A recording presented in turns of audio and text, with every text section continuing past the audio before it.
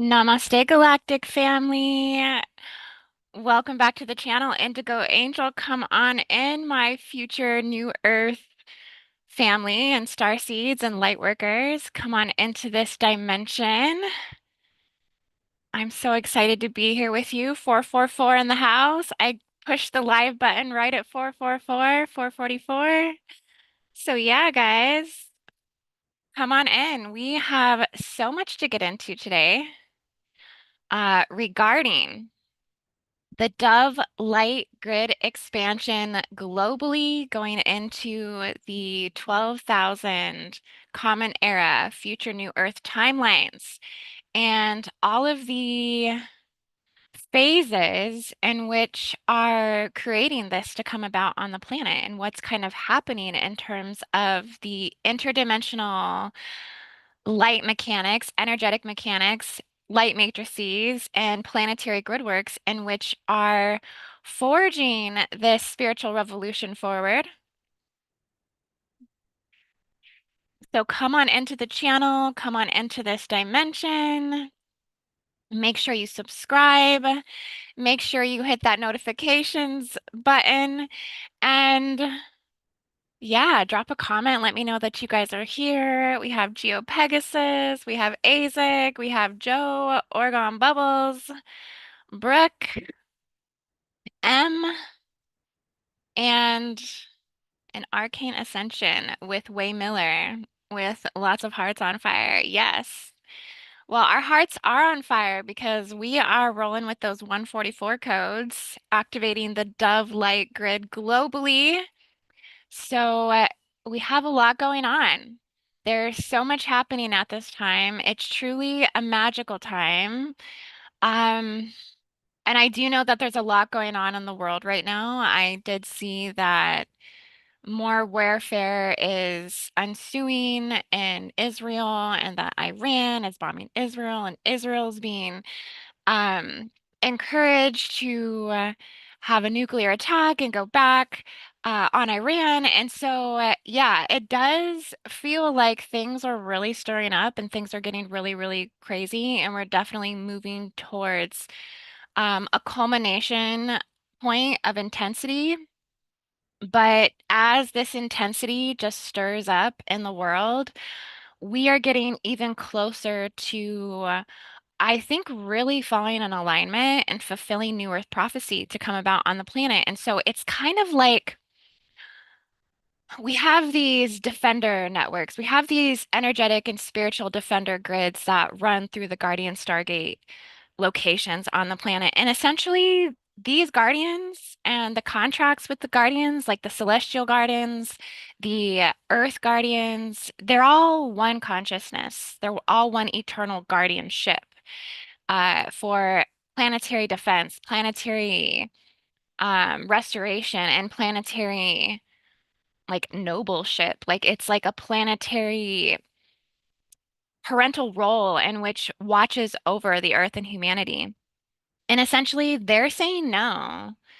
No, like nothing catastrophic, nothing Armageddon, nothing annihilation, nothing doomsday, that everything always surfaces in the right time. Everything always comes about to assist uh, what feels like, is highly detrimental, that there will always be solutions and that the light will come in to restore and to rebalance the energies.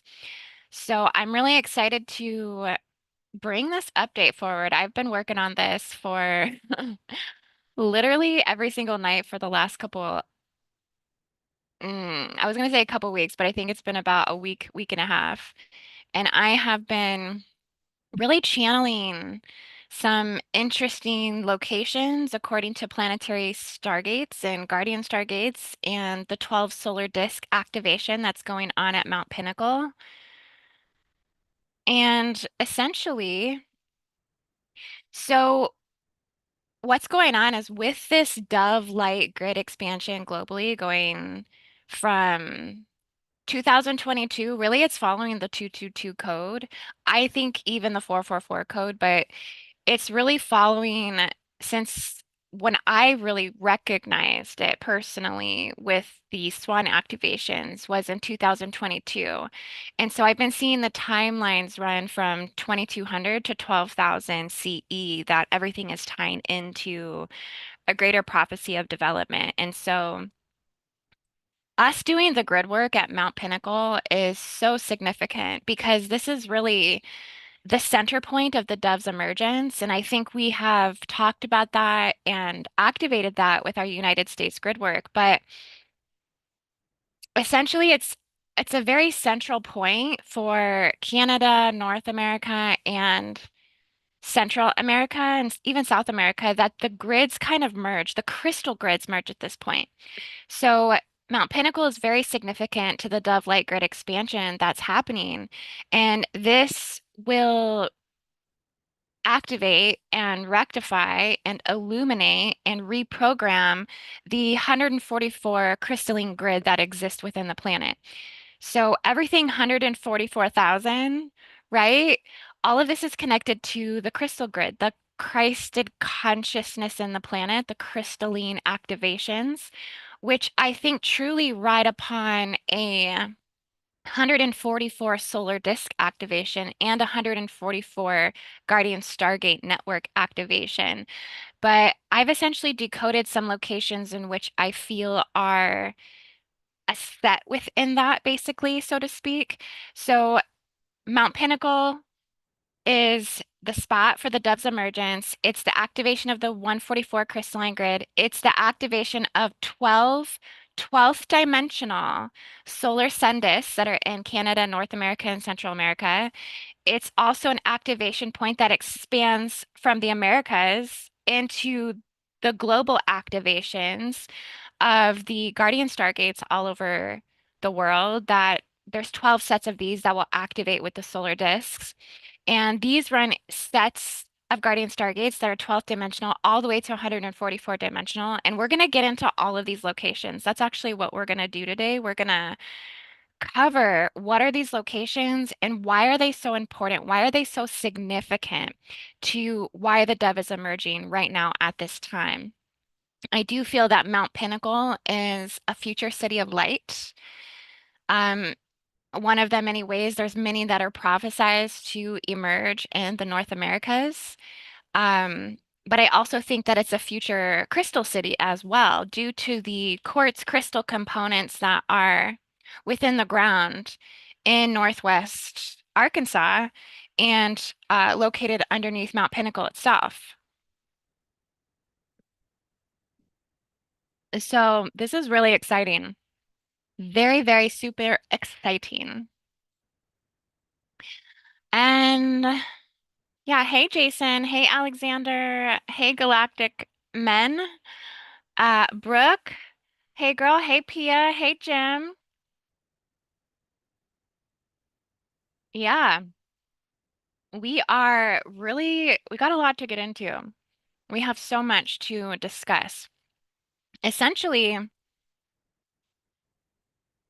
this 144 crystalline grid activation that we're doing at Mount Pinnacle is truly to anchor the higher frequency light codes across the Earth, to dissolve division, to dissolve contention within countries, within borders, within boundaries. You're going to see when I tell you about these locations and where this dove light emergence is going to manifest on the earth, that you can see why it's very significant at this time, according to World War III timelines.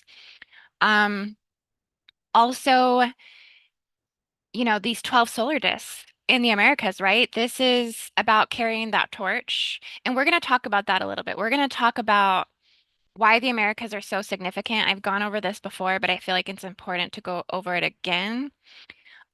With the Guardian Stargates activating as well, this is really connecting us to higher realms of divine protection and divine energy that serves particular purposes within certain facets of humanitarian consciousness.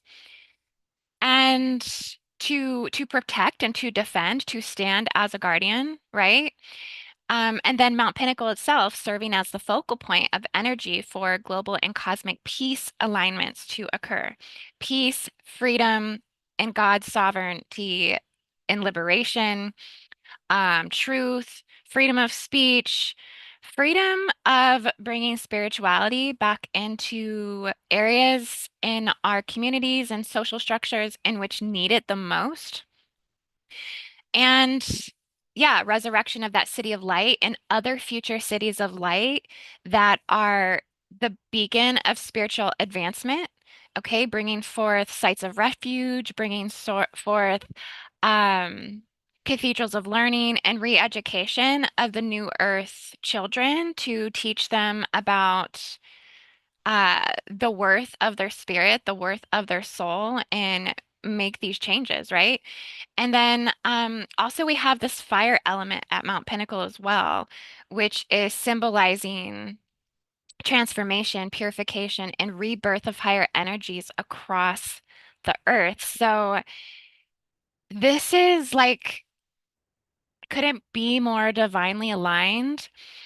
I have to tell you, I got the word to do this and I didn't even think twice about it. I just got the download and booked plane tickets. Like I didn't even think about anything else other than if other people are going, if other people are coming. I just got the download initially coming back from Kauai, and I was just like, it came in so strongly that we have to go to Mount Pinnacle that I just moved forward with it. And then it all started aligning. Everybody started like coming in, and we started, building this grid worker team that's going to go for ceremony and really going to be present and be witness and stand as the solar discs themselves as we run the activations through our ceremony and also our sun dances that we're preparing for and other things that we have chants, song, activation of the 12th dimensional blueprint and the 12th dimensional sound healing, which needs to activate as well.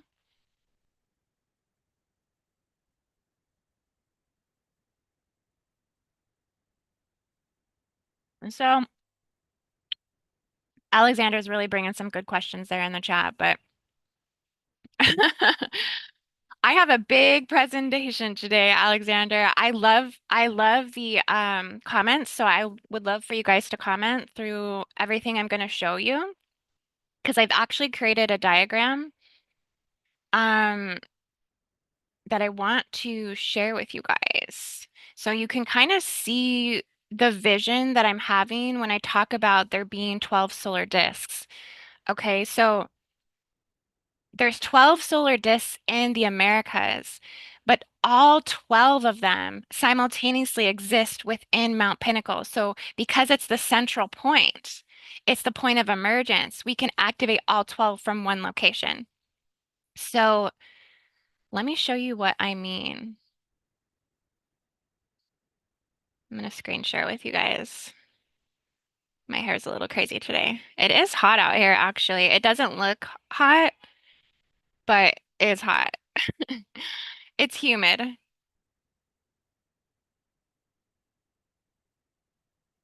Okay, so this was a diagram that I just did. Now, if you are subscribed to my website, email, newsletters, um, you should go and sign up. It's at IndigoAngel222.com. Join and get my newsletters because that will keep you informed with all of the events, all of the things we're doing, just everything we have coming up. And also the writing and also the downloads, right? So you can get these diagrams sent to your email and you have them available to you to look at and to study and to go over this information. I will also post it up on my blog probably tonight or tomorrow. So it will become accessible just under the blog on IndigoAngel222.com.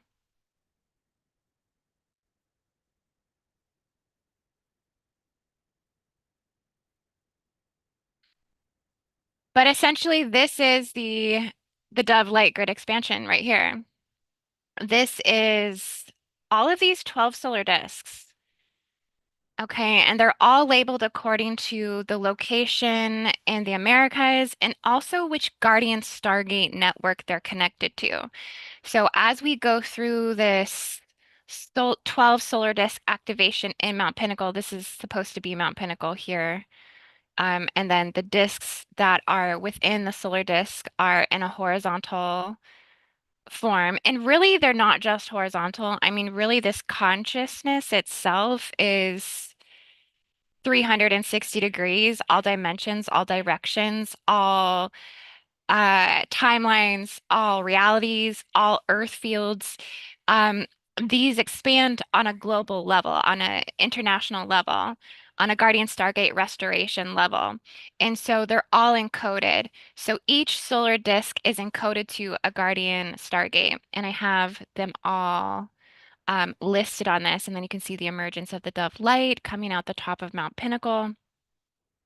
So I think it will be really significant to go over maybe some of the details and a little bit of the history of the Dove light grid. If you are new to my channel, you might not have heard this information before. If you've been watching me for a while, you know I've been talking about this for a long time because it truly is New Earth prophecy. It really truly is what supports the coming of the light cities and the transformation to the star civilizations, the transformation to the crystal kingdoms rising up above the Earth's crust, and the terra reformation that the Earth is going to go through over the next 12,000 years. So the ancient dove grid, right? Some of you may know the history. This is really encoded into the J.J. Hurtek books, The Keys of Enoch, and all of this. But this system has been, I guess, brought forward technically under and through the Yahweh Father principle. And we know that this is technically a false alien god that attempted to hijack this particular light matrix, this particular light template, and put ownership over it, put control over this, right? But that's technically not what this is. So this is a organic celestial light matrix that just simply exists in the planet, exists in the sun, the 12th dimensional sun, and exists in our central sun and our metagalactic core. It's a consciousness of our multiverse that is the radiance of the Christed consciousness. So this was originally held in Australia before um, the alien gods tried to take control over this. And I think this honestly had to do with some sort of like nuclear event that happened down in Australia, and that this was brought over to the United States.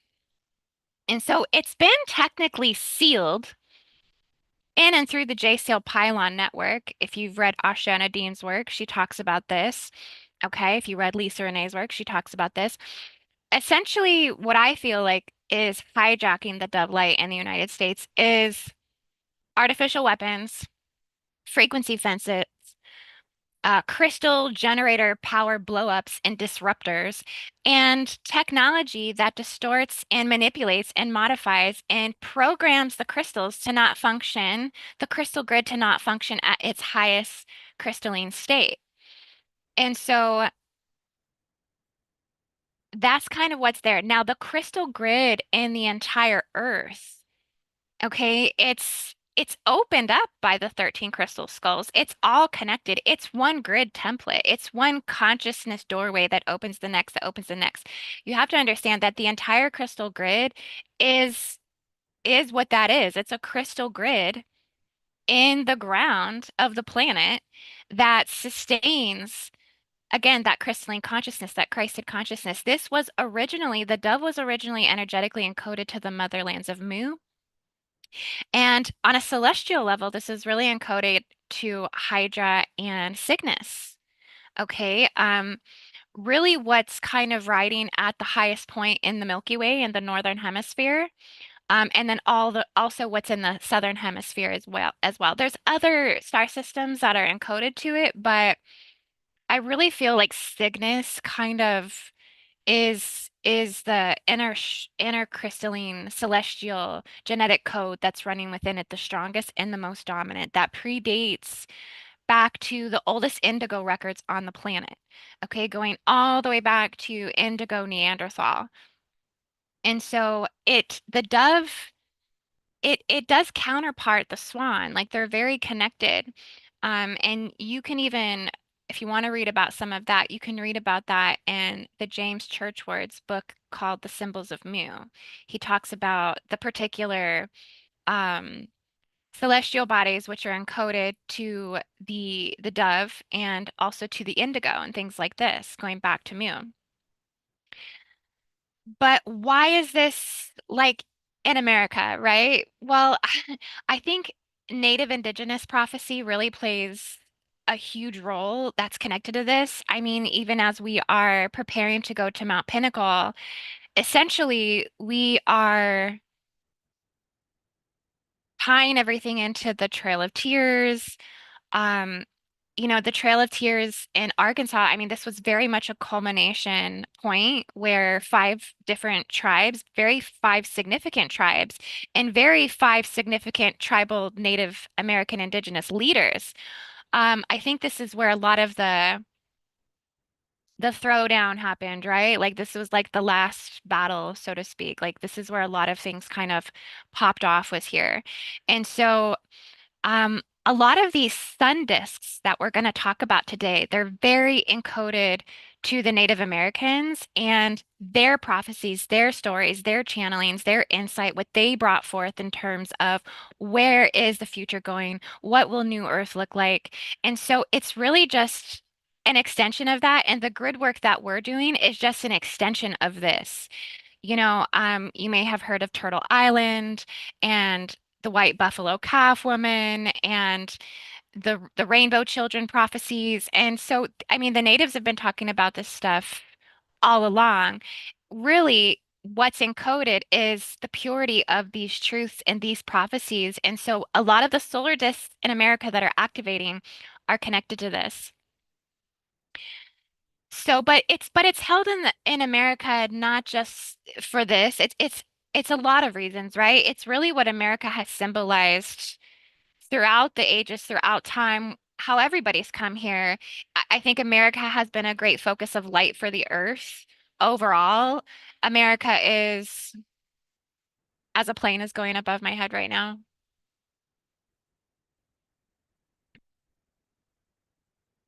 Melissa says, "Can you turn the ads off?" I think I actually can. I can't do it when I'm live though. It would have to be before I get on type of thing, but hopefully it pulls you back into where I'm speaking. Everybody can hear me okay? Put a 144 in the chat if you can hear me. We're going with the 144 codes today.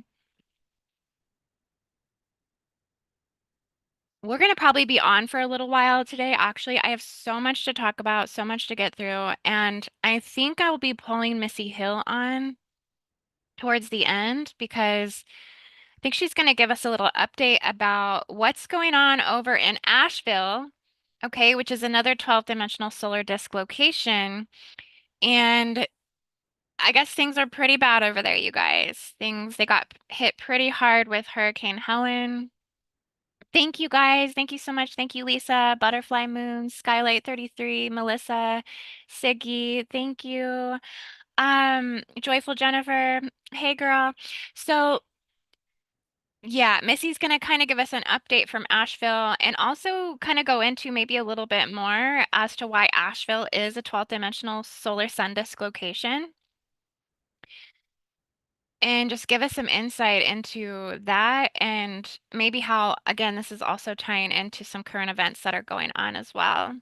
But we'll pull her in a little bit later. But essentially, America's a great focus of light for the earth. So we are considered the torchbearers, right? The people who hold the light for the rest of the world. I mean, you can see it through not our best examples, but movies, literature, and global politics and things like this, geopolitical spheres of things that we do really influence the world in a big way. Honestly, I can tell you from every person that I've ever met that lives in another country that's learned to speak English, they tell me they learned through watching mo American movies when they were a child. And so we have such a vibrant energy that's here that we don't really get, I would say, honored for very often because of the downhill spiral of how everything is going essentially. But at the end of the day, we truly are way showers that are here to be the ones that will experience the first changes of New Earth. A lot of the New Earth changes will happen here first. The solar sun disk, the 144 crystalline grid recoding, the emergence of the light cities, the emergence of the future cathedrals of learning. That's going to happen in the Americas first by America showing. And when I say the Americas, I mean the Canadians. I mean the North Americans. I mean the Central Americans and the South Americans. We are all actually Americans. And this is what the unity codes are going to bring about is what's going to act is going to dissolve these boundaries and borders and significant uh, forms of separation that truly are just an extension of the negative human ego on the planet. Okay, we can't wrap our mind around that so much just yet because we can't really see what life would be like if borders and boundaries dissolved and we became one unity, one consciousness, one people. But it is a part of the prophecy for that to truly unfold because the dove represents hope. The dove represents freedom, prosperity, liberation, moving from the old age and into shifting into the next, right? Like closing the door on the old ways, moving into the new earth. America was already this beacon for so many during the past times, right? When people were coming to the Americas. And that's it was always a guiding hope. The goddess of Columbia, right? We talked about that when I did the show with Rob. We talked about Columbia and how it symbolizes why Columbia, the District of Columbia in Washington, D.C., symbolizes manifest destiny. And so we will become this again, but on a bigger global stage of light. And so it's very significant, these dove activations and what they truly represent, what they truly mean for the world. This isn't just for the Americans, okay? It's also for everyone in the world as it's going to be reflected through the guardian stargates all over the earth. And Lemuria and Mu hold a special place in the heart of the dove as well, because, that was also what the consciousness base was in Mu, in Lemuria, before the takeovers, before the dark brotherhoods, before the dark periods coincided with nuclear warfare, okay, in Australia, which I do believe destroyed Uluru's Rock and probably also the Devil's Tower as well, which we consider these to be grandmother trees with deep roots, right? It was to take out these big trees that were sustaining the planet on a much bigger level in terms of the expansion of our radiance, our joy, our love, our bliss, our magic. And so these grandmother trees, they carried all the crystal seed templating for the perfected 24 chromosome. A lot of the celestial bodies, okay, a lot of the celestial beings that came to the planet, they seeded the chromosomes into the root systems of the grandmother trees. Okay. And so it's a much deeper network underground that we truly understand. And it has a lot of significance to do with how the ley lines actually functions, that the root tree networks significantly contribute to the ley lines.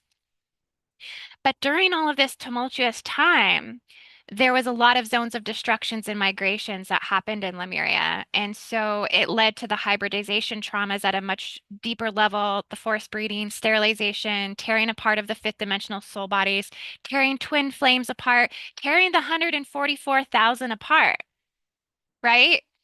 And splitting, fracturing, and displacing this. This has a lot to do with the separation of the dragon parts. The 144 solar displacement of the 12 solar disk and the body fragmentation of the dragon, it's the same thing because the dragon is the height of the solar consciousness. And so this really affected matriarchal communities, matriarchal timelines, matriarchal tribal initiatives and natives and way of living, which was a huge thing in Lemuria. There was a lot of matriarchal rule, and this was because the matriarch was naturally a nurturing, healing leader that could sustain the enlightenment. It could sustain the oracle principle on the planet and the true, like, strong connection with all reverence of life because it was the matriarch that held the cradle of life portals within her body, right? And so they were much more connected to this. And but these descendants went through a lot of stripping through the timelines of Mu, the sinking of Mu, all of the biological upheaval that occurred, and they just faced a lot of horrific atrocities through the reptilians, through the Anunnaki, through the Nephilim, through all of the invader Orion races, and really negative ETs like Zetas and Zionists and Zionites, and ones that really tried to, destroy everything. It led to a lot of widespread suffering. Okay. And a lot of the original serpent cults were demonized in that time as well. That was really significant. This is one of the reasons why in the Bible, like the serpent is considered the root of evil, is because the serpent cults and paganism as well, this was deeply demonized and things like this. This is actually the force that led to Christ's crucifixion, believe it or not. But all of this coming through these types. And this was a lot of when the dove grid fell and the Sophia fell and leading to the birth of the Yaldabaoth that you might see in the Gnostic texts. All of this, right? A great spiritual war ensued and hijacked the identities of the seraphim, hijacked the identities of the Elohai. Just had a conversation about this today. Is it safe to work with the Elohai? Joyful Jennifer. Oh, thank you. I'm just a devout researcher, very dedicated to reading and writing and channeling and my pursuit of knowledge, not only in the books, but also getting out on the land, getting to these sacred locations and understanding the mechanics of the gate systems. How do they function? For me, I'm very mechanically minded at the same time, so I have to have all of the understanding of things on a level of holographic geometry, and all of the encoding that exists within it. I try to bring as much to the surface as possible. So it's an obsession of ascension. And I hate to say this, you guys, but it's the Galactic Federation has a lot to do with this as well. Like, I'm very much Guardian Alliance biased. So if you're on my channel and that offends you in some way, I'm sorry, but I'm not sorry. I think there's a lot of distortion in the Galactic Federation. There's a lot of distortion and manipulation in all of these different groups. It's not just the Federation, the Galactic Alliances, the Ashtar Command, all this stuff, the conglomerations of galactic worlds. Like, this is all just another way of taking human warfare into the cosmic sphere and really polluting it on a galactic level, which is extremely unfortunate.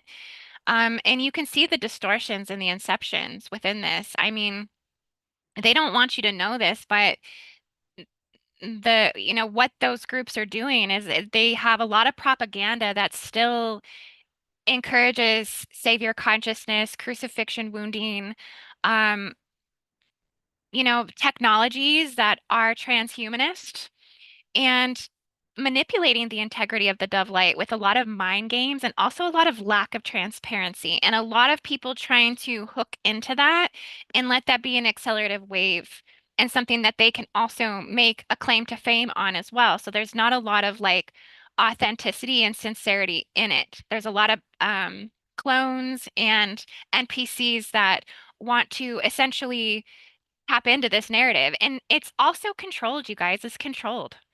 It's controlled opposition. It's literally, I think it's a program from the Central Intelligence Agencies. It's another way of controlling this mindset and group of people, basically, and install artificial time warps right into the planet, third and fourth dimensional fields that they manipulate.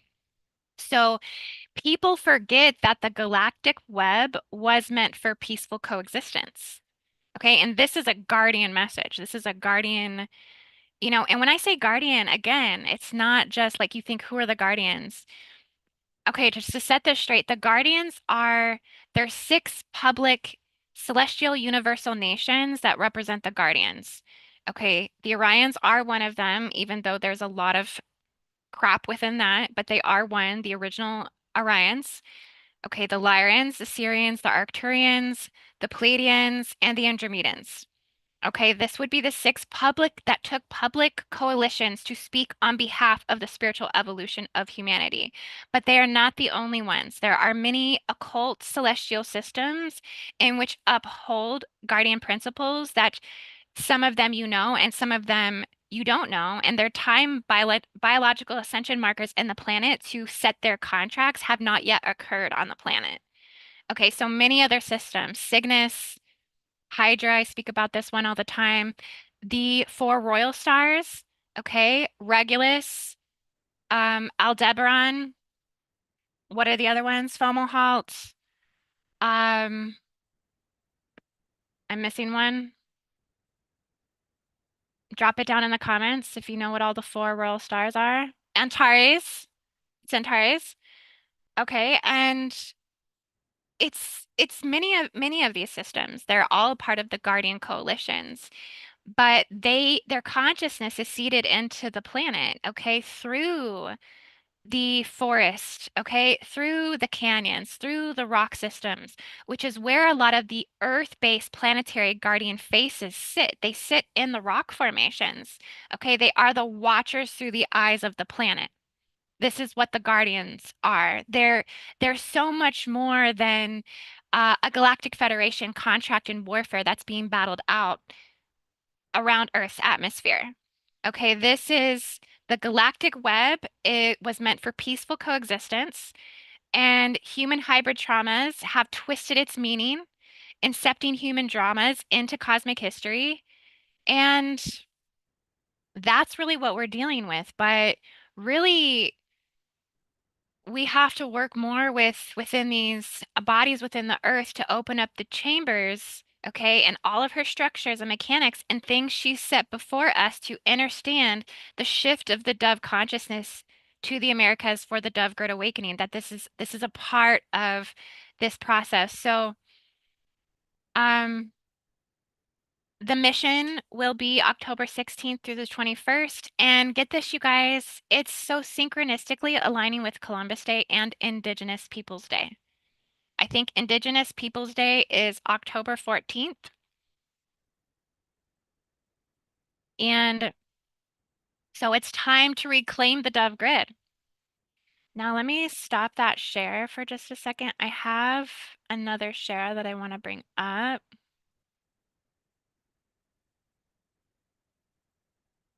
Joyful Jennifer says, I see them everywhere. I see faces in most everything I see. Right. When you see things like when you look in the sky and you see dragons and you see faces and you see lions and you see these things, like these are the guardians. In the rocks, yeah, in the plants, in the trees, there's guardians in the trees, the mother trees, the grandmother trees. They are in everything because they are the subtlety body. It's the subtlety body of existence in which threads all life together that is a consciousness that watches over humankind and ties into the collective unified field.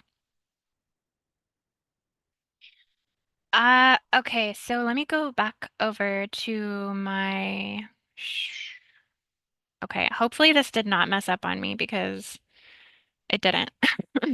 My Canva always acts up when I'm trying to present something. Okay. So this is going to be our journey to the top of Mount Pinnacle, right? We'll be activating the dove light at the top of Mount Pinnacle and all of the 12 solar sun disks and all of the 12 guardian stargates across the globe to dissolve division and warfare and hatred and cruelty, betrayal, unconsciousness, genocide, ethnic cleansing, um, all the atrocities of humankind, essentially working to dissolve these things. And this is kind of, you have to get to the top to do this. You have to get to the top to activate this. And so you can see going back and forth to this picture, how when you get to the top, you're activating those 12 solar disks, okay, that connect to all these other points in the Americas and the Guardian Stargates. This is kind of a picture of some of their locations. I actually didn't chart this one. This was a picture from a previous video I did. I'm working on getting a new one made, like a better one.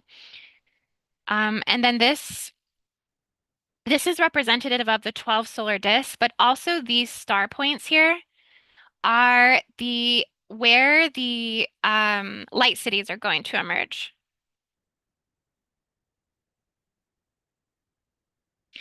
So let's talk about the light cities, the golden light cities. You may have heard about these. I've talked about them a lot, but they're also, if you go to Loria Dale Toy's work at IamAmerica.com, she's channeled a lot of this, and it's really amazing work. But these light cities play a pivotal role in shaping, building, repairing, and activating the New Earth processes. And it's a significant contribution for reform, refinement, and a shift of consciousness again from the old ways. And so these are meant to emerge, and they will all, each of them will have different spiritual attributes as well. Each light city will represent something different. Okay, and this is this is kind of like the dove light expanding through the grid templating through the earth. And this one,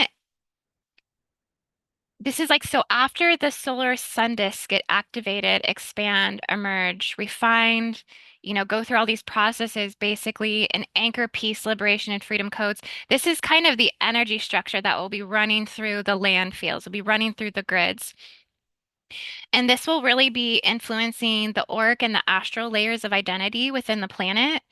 And it carries the blue wave inside of it. It carries the cosmic Christos energy. It carries the celestial, angelic, restorative living current. It carries the emerald wave of soft, unconditional love and eternal divine radiant love. And it symbolizes the global cosmic mother wave of divine restoration. So it comes through the olive branch codes, which symbolize friendship, harmony with all living things. Um,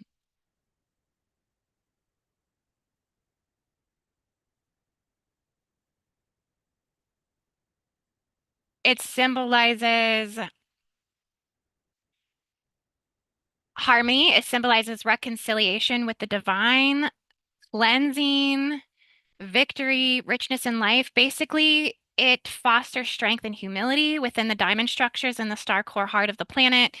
And it just signifies longevity, contributing to a healthy life, the beauty in life, the bliss in life, the magic in life.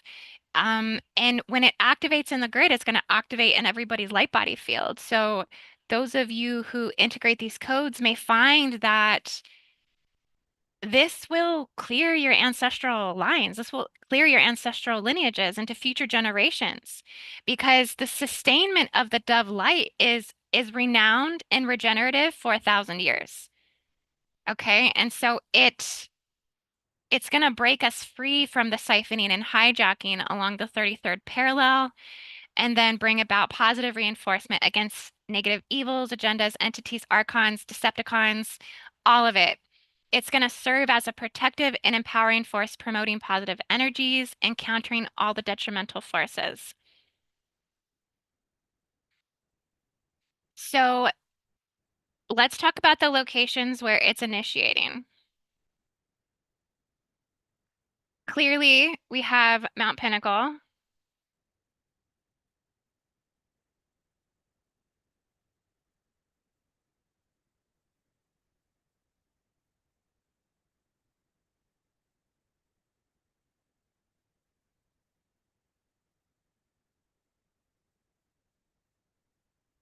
Oh, hang on just a second. I'm just pulling my comments up on my phone because sometimes it's hard for me to see it.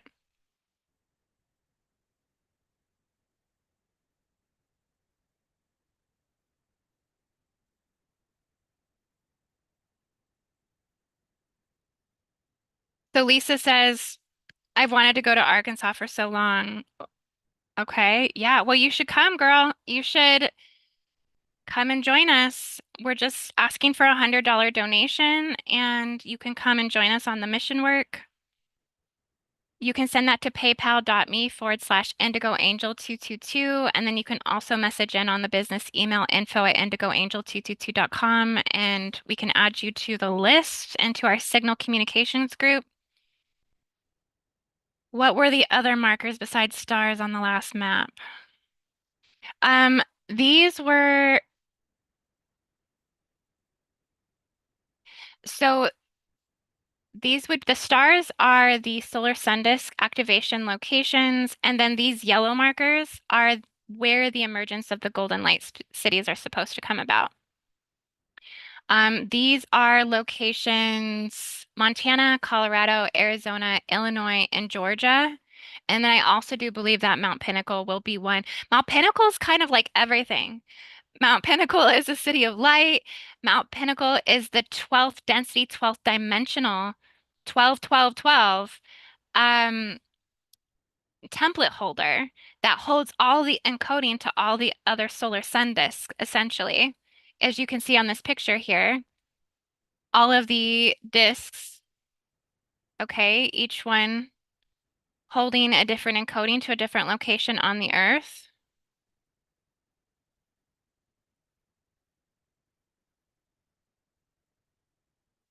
So, yeah, let's talk about Mount Pinnacle. So,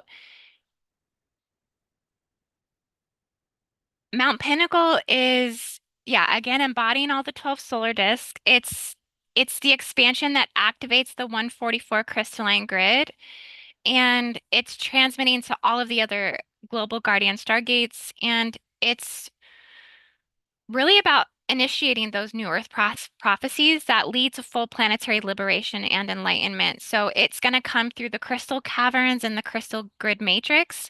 It's going to come through the inner Earth light cities of the Seraphim. It's going to come through the crystal ley line networks. It's going to come through the planetary stargates. And in the future, the new Earth grid is going to emerge. It's going to be tied and tethered with the golden light cities, the star civilizations that are predicted to exist in sets of 17 locations across the planet, with 51 vortices of those uh, new light cities that will emerge. Okay, and so it's going to come through the crystal seas that will emerge, the shifting of the polar regions. We'll receive new Lemurian lands. By year 2200 to 12,000 Common Era, it's going to be known as the Galactic Diamond Dove Light Web. This is going to expand, and this is going to establish the foundation for New Earth. And Mount Pinnacle holds the Ark, right? It's almost like the Ark, Arkansas, the Ark of the Covenant. Okay, the counterpart to the Ark of the Covenant that plays a vital role in the resurrection of the Dove-like grid. And this resurrection will facilitate our time portal passages between the Earth and Andromeda. So you know how in the future we're repairing the 12th dimensional gate, galactic gate system with Andromeda? This will be the processes that also repair that, tracing back to the installation of Earth's larger diamond sun disks that were placed inside the planet over 900,000 years ago by the Guardians, right? We have these, I spoke about these giant solar sun disks that are in Africa, Antarctica, the North and South polar regions. And these diamond disks support the planet's consciousness. Like this is it's like it is technically the structure that binds to the planetary Hall of Records or the planetary Akashic Records. So a lot of that was damaged when we separated from Andromeda. And with these dove light activations that are occurring, we will be repairing that gate system. Yeah, we're going to go through another massive consciousness shift. That is for sure. Now, moving on to the next location. So every 12th dimensional solar sun disk, it links in with a guardian stargate on the planet. So the Nepali coast in Kauai, Hawaii, this is a 144 dimensional guardian stargate. And I put it on my video the other day. I put the 122 guardian stargate. It's really 144, you guys. It's serving as the Stargate in Kauai, Hawaii, and the Nepali coast is the official home of the Celestial Earth Guardians. The official home of the Celestial Earth Guardians. This is the center of the Earth. Okay, they don't want you to know that. That is why they purposefully design maps so that the Pacific Ocean is like cut off on the side. They've been trying to hide this through de-educating us about where the real center of the Earth is located. It's truly in um the center of the Pacific Ocean where the Polynesian Triangle is. The Polynesian Triangle is the center of the planet. And it's also the womb of the planet. It's the cradle of life. It is the cradle of life portal. And so this is where the strongest and most powerful, okay, don't like to use the word powerful, but most radiant, most magnificent protectors of the planet and humanity reside. And it really does offer a unique experience going here because it immediately repairs your 12th dimensional body, and all holographic realities in which you sustain within probable potentials within a 48 dimensional sphere set within your field. So it massively upgrades you just as a human being, just as a light body. There's guardian faces that are scattered across the peak nodal points of the sacred land. They have echoing guardian chambers and chants embodying the guardianship energy presented in that realm. And there's just so much magnificent stuff that's there. A five-pointed waterfall Venusian star core crystal gate system. There's access points to the angelic kingdom, and it's not just one inner earth gate passageway that's there. There's multiple inner earth gate passages. So it's very powerful. Um,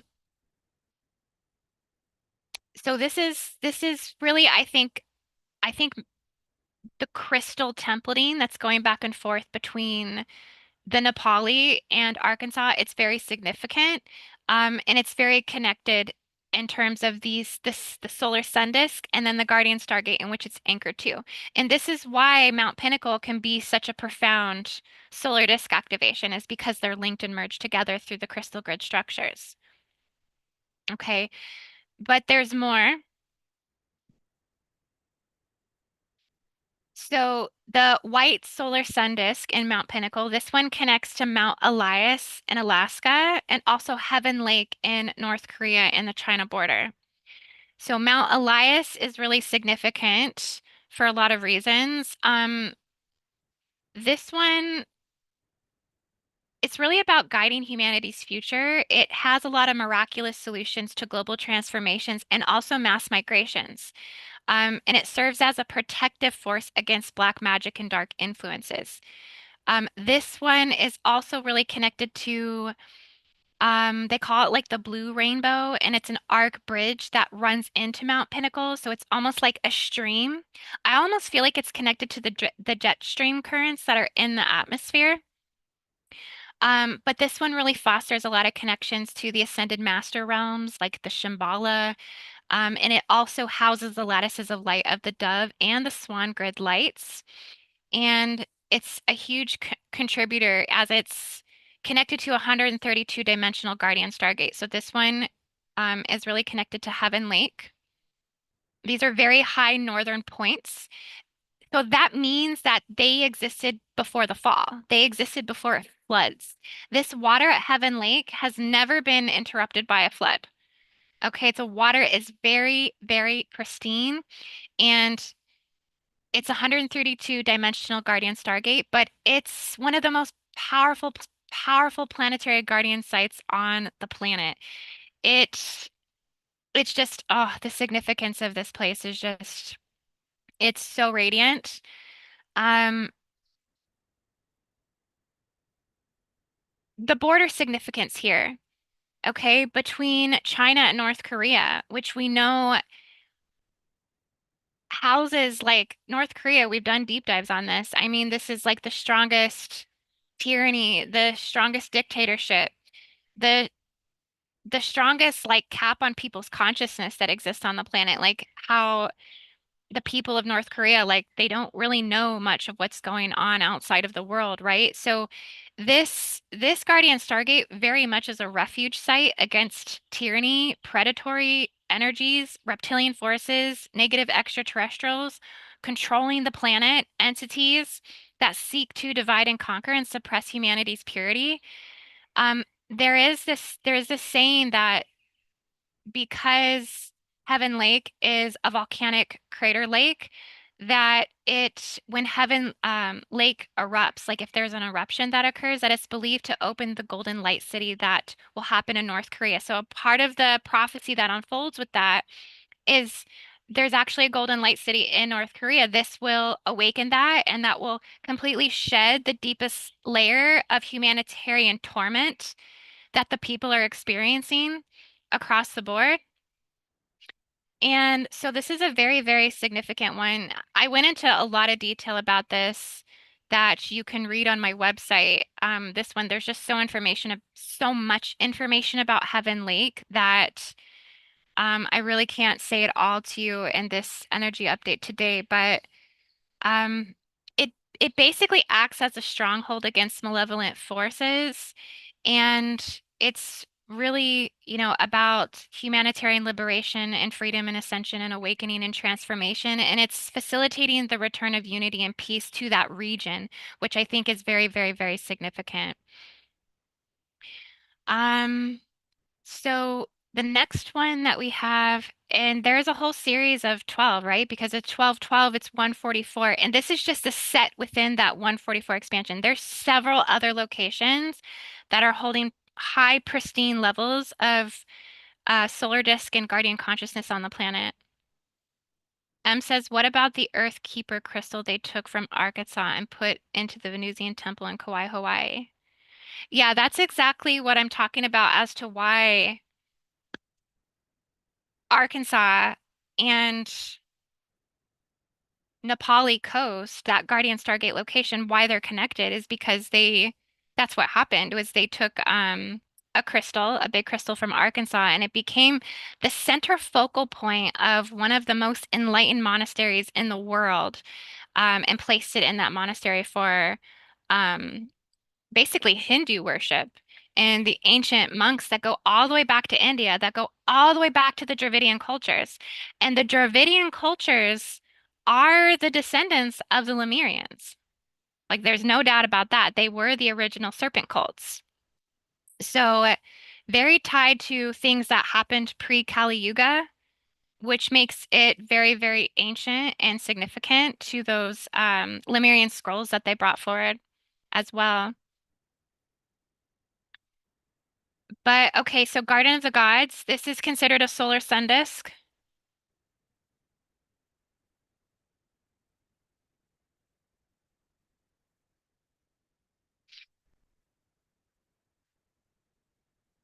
I want to just state something as well, too, that solar sun disks and guardian stargates and ley lines and crystal tree networks and underwater crystal river systems, holographic forms of energy is not anything that one human being can turn on or turn off or move or relocate.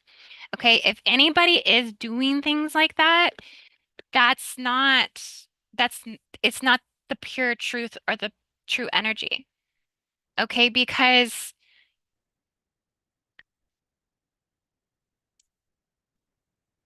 yeah, the humans are the guardians. Okay, we are guardians of the land. We are guardians of our consciousness. We are guardians of holding up our unified field, but we don't dictate the consciousness of the spirit body of the planet, and we don't dictate turning things on or off or moving things or relocating things. It's just not how it works. These energies are beyond us.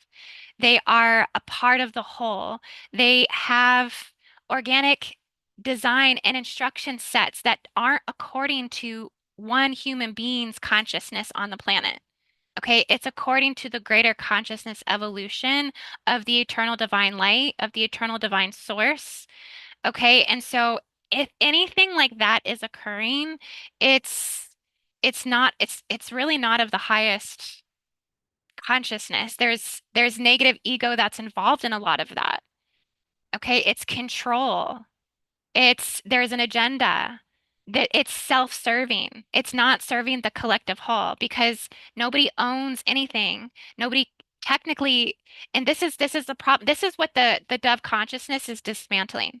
The dove consciousness is dismantling control and ownership over the land. It's dissolving and dismantling binding borders and binding boundaries in which serve to activate tribal warfare, okay, in which serve to activate not just tribal warfare. I mean, oh, it is tribal warfare, but dark military warfare, all of this, okay? So this is what humans actually have to release from their field is this idea that anybody is able to control anything and that anything is ownership or entitled to us because it's not. This whole earth is for everyone. The stargates, the mechanics, okay, the crystal grids, the 12 solar sun disks, all of it. Like anybody's it's not anybody's say. What we do as grid workers is we fall in alignment to the divine blueprint. We read the divine blueprint and we act accordingly within harmony with that. And we don't do things that go against divine will. Okay? Anything that is controlling that is going against divine will. So I just want to state that. I feel like it's important to say that because I feel like there's a lot of misconceptions around people feeling like they can or can't go somewhere because someone did this or someone did that, or feeling like, and I want you to know, I give deep respect to the ancestors of Hawaii. Like I honor like everything about that. And but again, like the island of Kauai is calling back her diamond crystal children. She's calling back her rainbow children. She's calling back those that hold the keys to the 12th dimensional blueprint and template to be activated there to spread this light across the globe and across the world. Okay, because all of it, these places, these points, these guardian stargates, it's for everybody's healing that is ready to embrace and level up in their consciousness evolution. So places that are very, very sacred and things like this, yes, they should remain sacred, but as we evolve into new earth, okay, that feeling that people have to control and to keep people away and to block people out and to not show things and to say this, we can't have this and nobody can see that and nobody can see this, that consciousness has to dissolve because the world is for all of us to experience. All these places are for all of us to experience, to embrace the energies, to embrace the powers, to reform and reshape the 12th dimensional blueprint of the planet. And it can't happen if there are restrictions on everything. Okay? The restrictions and the control is an illusion, and that's what will dissolve as the dove light expands. So, yes, I'm very passionate about that one. Does anyone agree with me on this?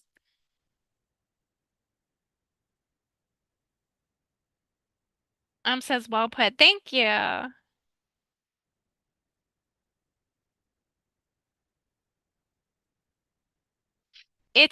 it's a lot of entitlement and a lot of ownership. It's a lot of um cult induction. It's a lot of um saying my way is the only way, their way is right, or my way is right, their way is wrong. It's just another templating that feeds into the lack consciousness.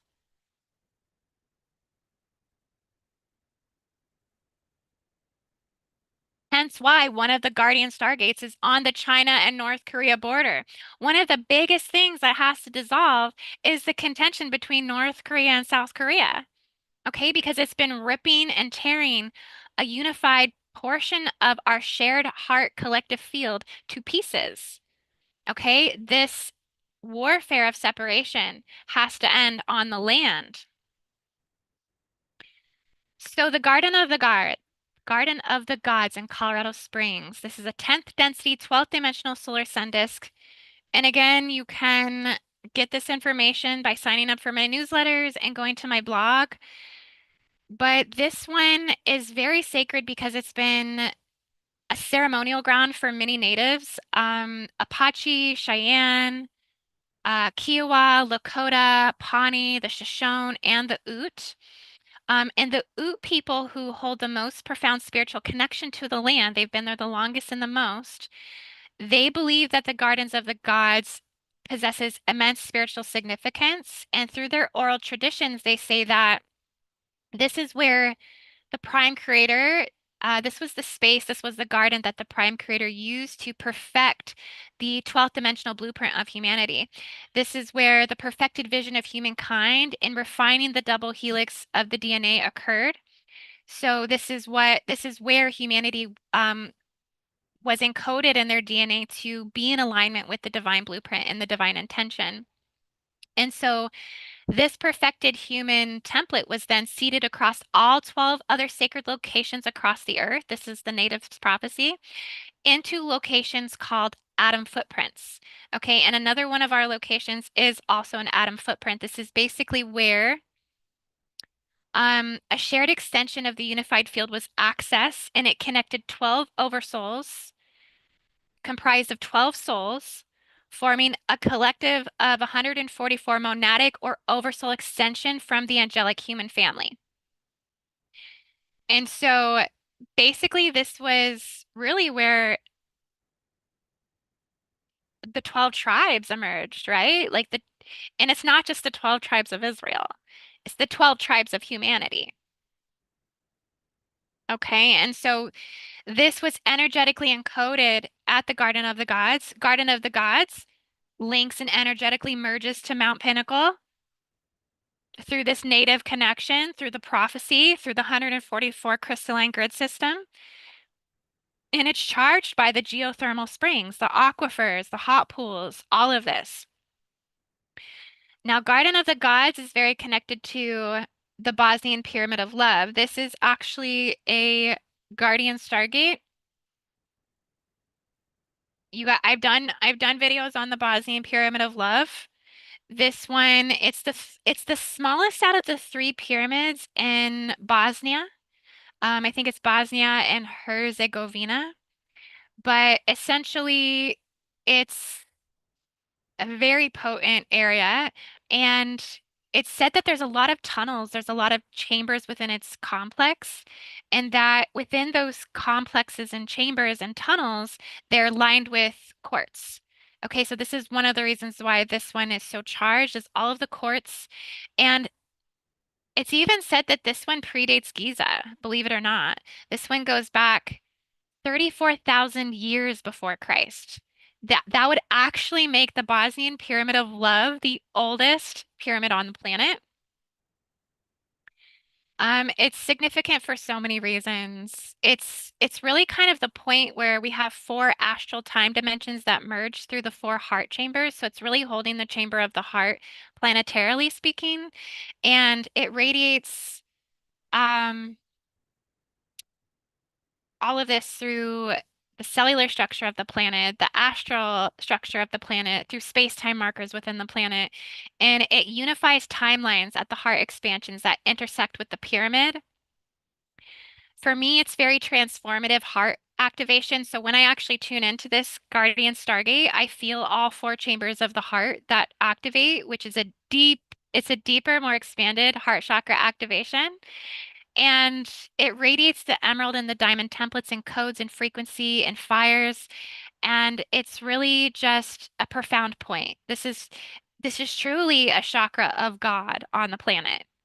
And it's just a very significant location that for so many reasons, like there's so much more to this that I feel like I can't get into, but this will be a guardian point that will take us into the new earth.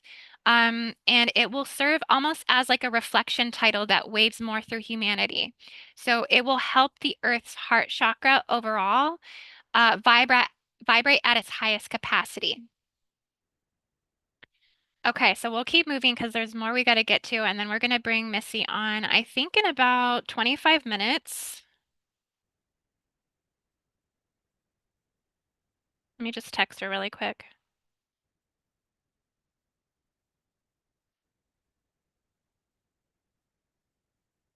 She's going to talk to us about Asheville.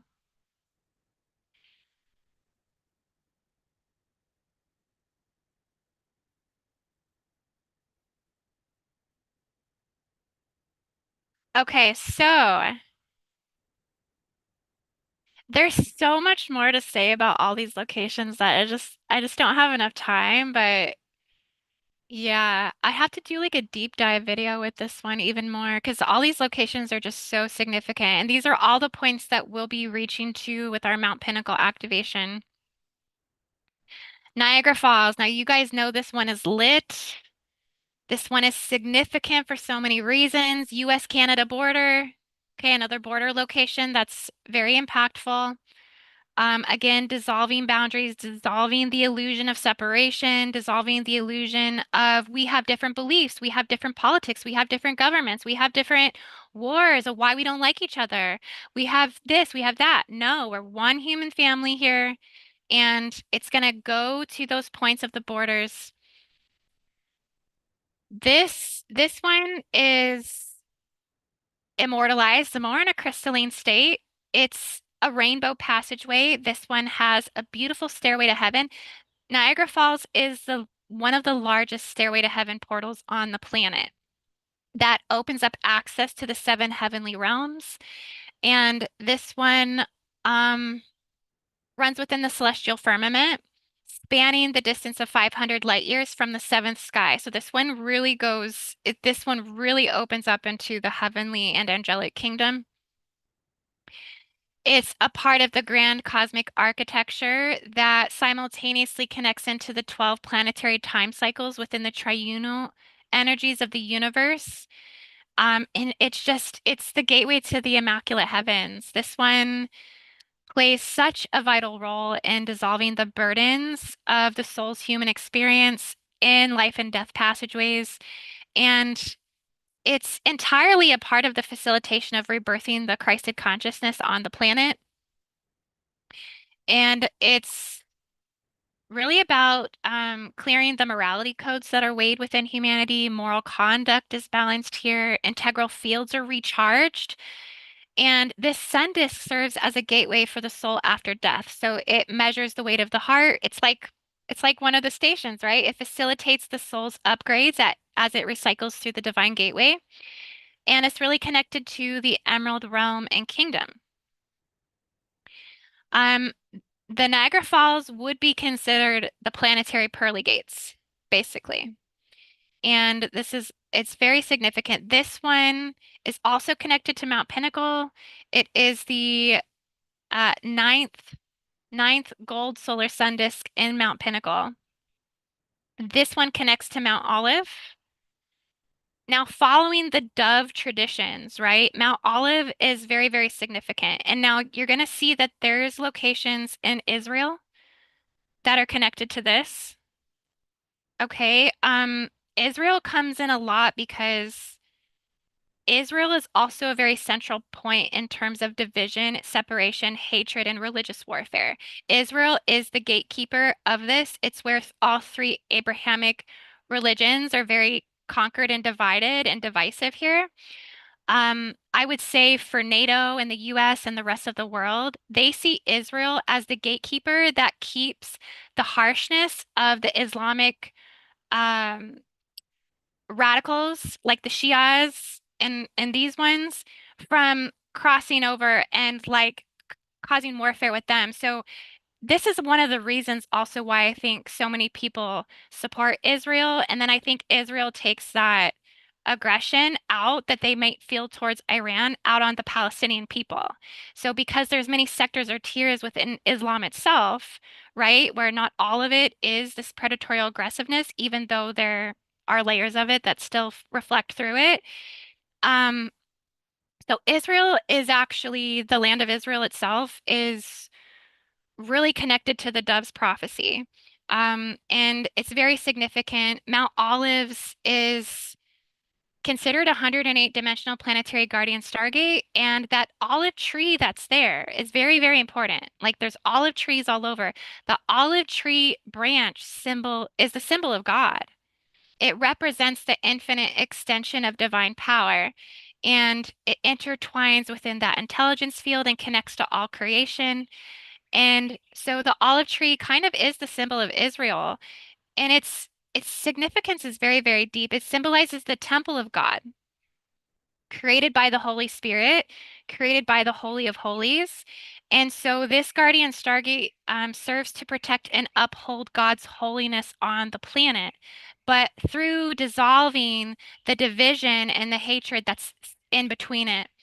And so I think they said in Mount Olives, there's actually olive trees there that are over like 2, 3, 4, 5,000 years old, which they say stands as a testament to its sacred history.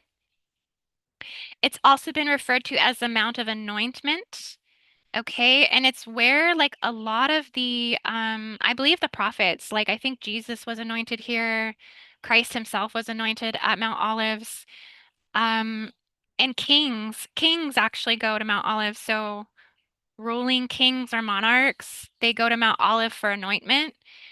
Um And it's the true essence of it isn't the divisive illusion and separation of the Saturnian soulless fire of the Abrahamic religions. It's ultimately the connection to the dove light that's there. Okay. And so it's holds the power to expand this consciousness, dissolving the division, the separation, and it's supposed to illuminate the path of enlightenment for humanity. So it's a very significant one. And I think, it needs to be restored to some degree as well. Serpent Mounds is a solar disk. Okay, Serpent Mounds is the solar disk is actually held at the head of the snake.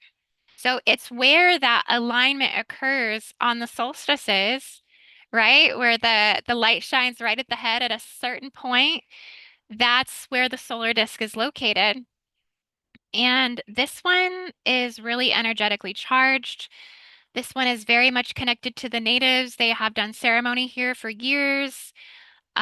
This one really is powered for a lot of reasons because it's not only is it a solar disk, but what makes it unique is that it's also a meteorite impact site and it's also an ancient builder race city. So underneath the Serpent Mounds, there's actually an underground city from the ancient builders the and then it's also a meteorite impact site. So there's a lot of high charged iridium power that's here. So this intensifies its frequencies and it's one that I think is a catalyst for rapid shifts and transformation. So this sun disk is like an accelerator within the lattices of light of the Dove grid. This one does transmit to Mount Pinnacle as well, through the ley lines. But this one also really deeply connects into the seraphim angelic cities of light and the crystal river systems in the earth. This one is kind of like an energetic hub that powers the energy, accelerates the energy, and allows that to work more within speeding up in the timelines, within the time matrices, the clocks, the calendars, the lattices of light, amplifying all the accelerative energy of the dove light. It's very transformational. If you've ever been to the Serpent Mounds, just prepare to get a rewrite very quickly in your life. Has anybody been to the Serpent Mounds and know what I'm talking about?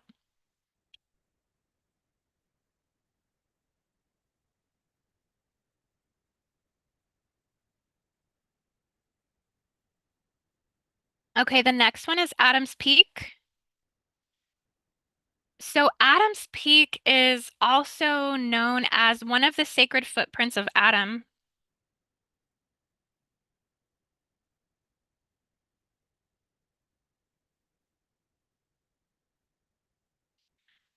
This one is very significant, you guys. This one is so important for so many reasons. I feel like I need to get here as soon as I possibly can. It's actually considered Butterfly Mountain. It's a 96 dimensional planetary guardian stargate.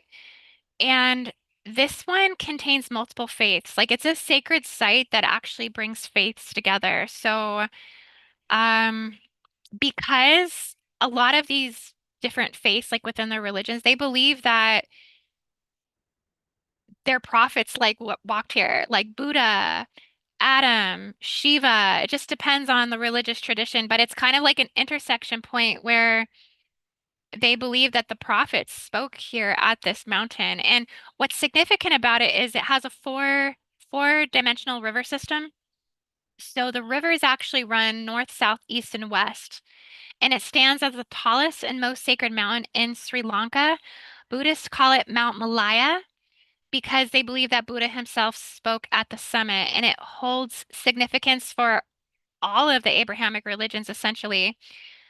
So it's really a venerated spot, but what's amazing about it is it dissolves contention between these things, dissolves division amongst the Abrahamic religions. It promotes peace, tolerance, and dissolves hatred and judgment within religion. And so it holds a very immense spiritual significance that are connected to the ascended masters. This is also another point in the earth that's connected to Shambhala. Like if you go to this peak, be prepared to have the ascended masters like walk into your field and completely step into your body because it is a gateway into the ascended ones. So it's really a sacred pathway to hike this peak, and it is a spiritual portal to the ascended masters. So this one really, they said there's like a bell at the top of it that people are encouraged to ring that bell, and it houses a lot of treasures within it as well. So it's also another quartz pyramid that there is a lot of quartz up underneath this one, very charged with crystals and accesses into the inner earth crystal gem bodies of the planet. So this one is very, very significant. I want to go to this one as soon as I possibly can. Birdie Pal says, "Holy, holy, holy."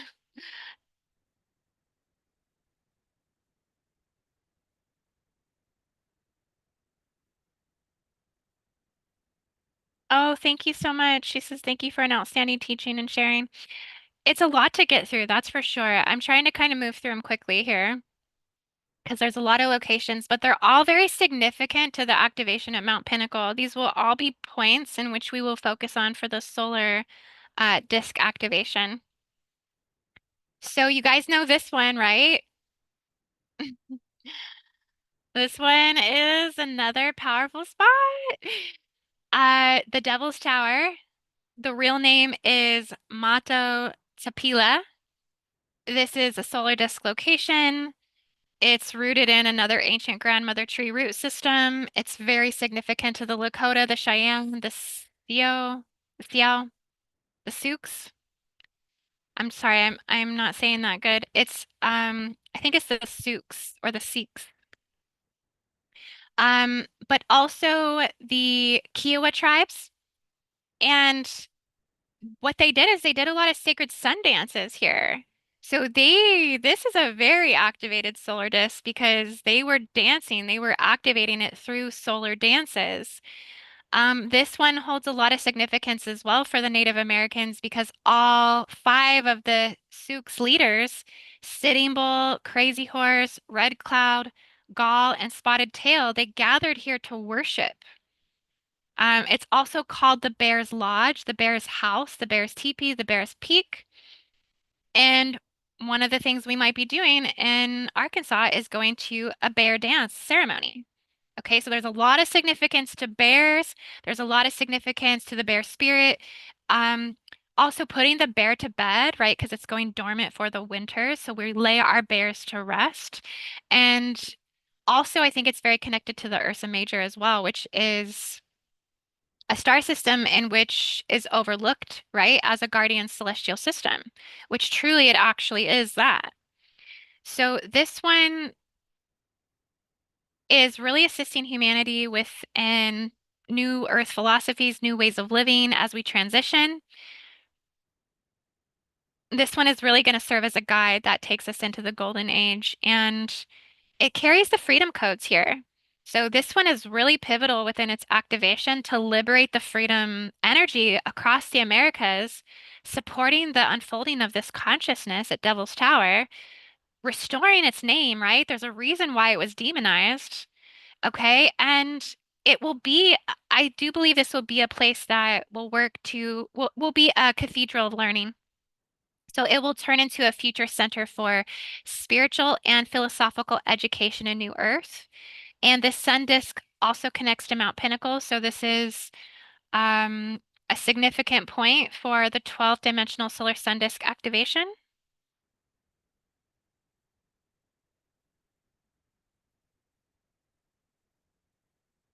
Okay, so this one is Lake Constance. This one is very, very significant. This one borders Germany, Switzerland, and Austria. So this is an 84 dimensional Stargate. It's energetically threaded to the Black Forest. And this one really brings the dove light into areas in Europe in which, are war torn, you know, through World War II, all of the devastation that was caused by these things. Essentially, I do think that Lake Constance was a refuge in World War II in which people were able to go, right, after all the atrocities that occurred and experience refuge for the spirit and the soul and enlightenment. So this one is very connected to the unified field and the fifth dimensional timelines and to uphold those. And it's working to restore peace and harmony within boundary points of separation. I think this one does work towards dissolving things within the dark military and the dark monetary system. And it's just, yeah. Oh, the most significant thing about this one was that back in the 1600s, Lake Constance was home to more than 300 monasteries before the Reformation in the 16th century. 300 monasteries. They call it the Monastery Road. Okay. And so the Monastery Road, uh, it was like a miraculous healing road. So this is what activates Lake Constance is its connection to the monasteries that were there. Okay, let's just talk about one more here. And we might have to follow up. Teotihuacan. This is a solar sun disk location. Okay, this one is, I mean, really the Incans, the Aztecs, the Mayans, all of this was um, really expanded from the great temples of the sun, not just in where Teotihuacan is in Mexico, but just down in the Yucatan, Chichen Itza, Uxmal, Tulum, all of the solar sun disks and temples that are in Peru. Lake Titicaca is also a solar sun disk location. It's just not on my list with these particular locations, but they're all connected to, I think, the original solar sundials that were brought to this earth from the Incans and the Aztecs and the Mayans. They actually worked with solar sundials. So this one is very charged with the solar energy. And this one activates the double DNA helix and functions as a central point within the global solar disk network. So this one is very regenerative for the golden age and is very important to connecting it down to the South Americas. This one is the Amazon rainforest. So the Amazon rainforest, you guys, is a Guardian Stargate location. Uh, this is the Pico da Neblina, the Pico da Neblina. It's the highest mountain in the region of the Amazon rainforest. It's a 72-dimensional guardian stargate. It regulates and protects Earth's energetic input and output systems. This one safeguards the spiritual planetary immune system that's intricately connected to all life on the planet.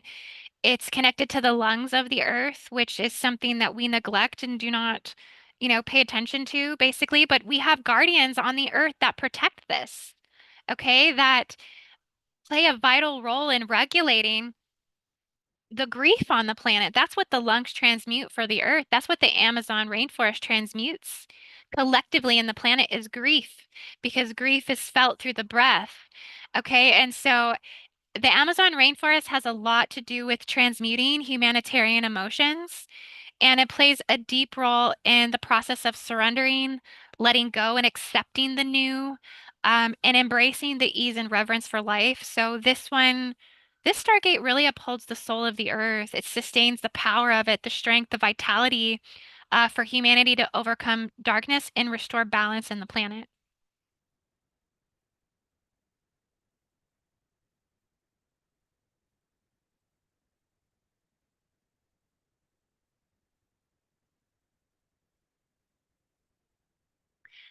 Okay, so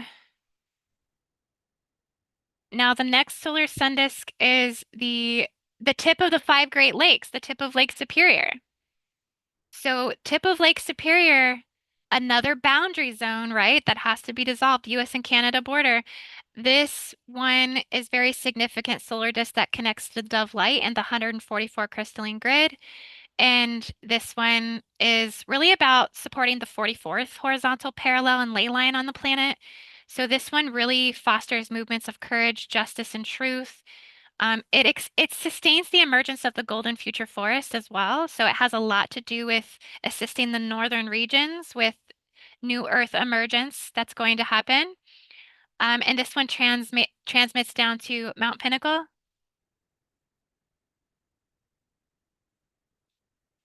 Okay. This one here. So another Guardian Stargate location on the planet is Mount Ishimaki in Toyoshi, Hashi, Japan. So this one's very important to the dragon starborn cycles on the Earth, and it's probably the most connected to New Earth nurseries, birthing of new lands, sacred temples and shields of the dragon's womb, the dragon's eggs, the dragon's ley lines, the dragon's heart, nurturing the dragon's overall well-being. So this Stargate really is the closest to the sun, technically, with the connection to Japan being the origin of the sun. And this Solar Dragon Guardian Stargate defends the cradle of creation, and also the Akashic records that are being released from the motherlands of Mu into the planet as well. So it upholds the Mu timeline fields as the planetary ascension progresses. So this is a very significant one. And in April, I may be trying to organize and host a Gridworker event to actually go to Japan in April for the cherry blossom. So that may be coming soon, you guys. If you'd be interested in doing a grid worker mission in Japan, I know I would be like so excited to go to Japan.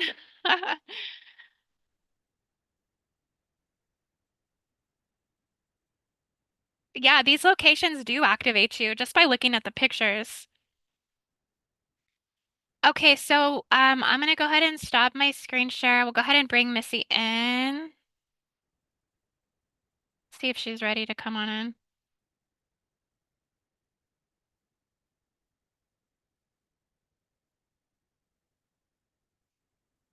I'll actually just oh oh hey Missy. Hey, how are you? I'm good. How are you?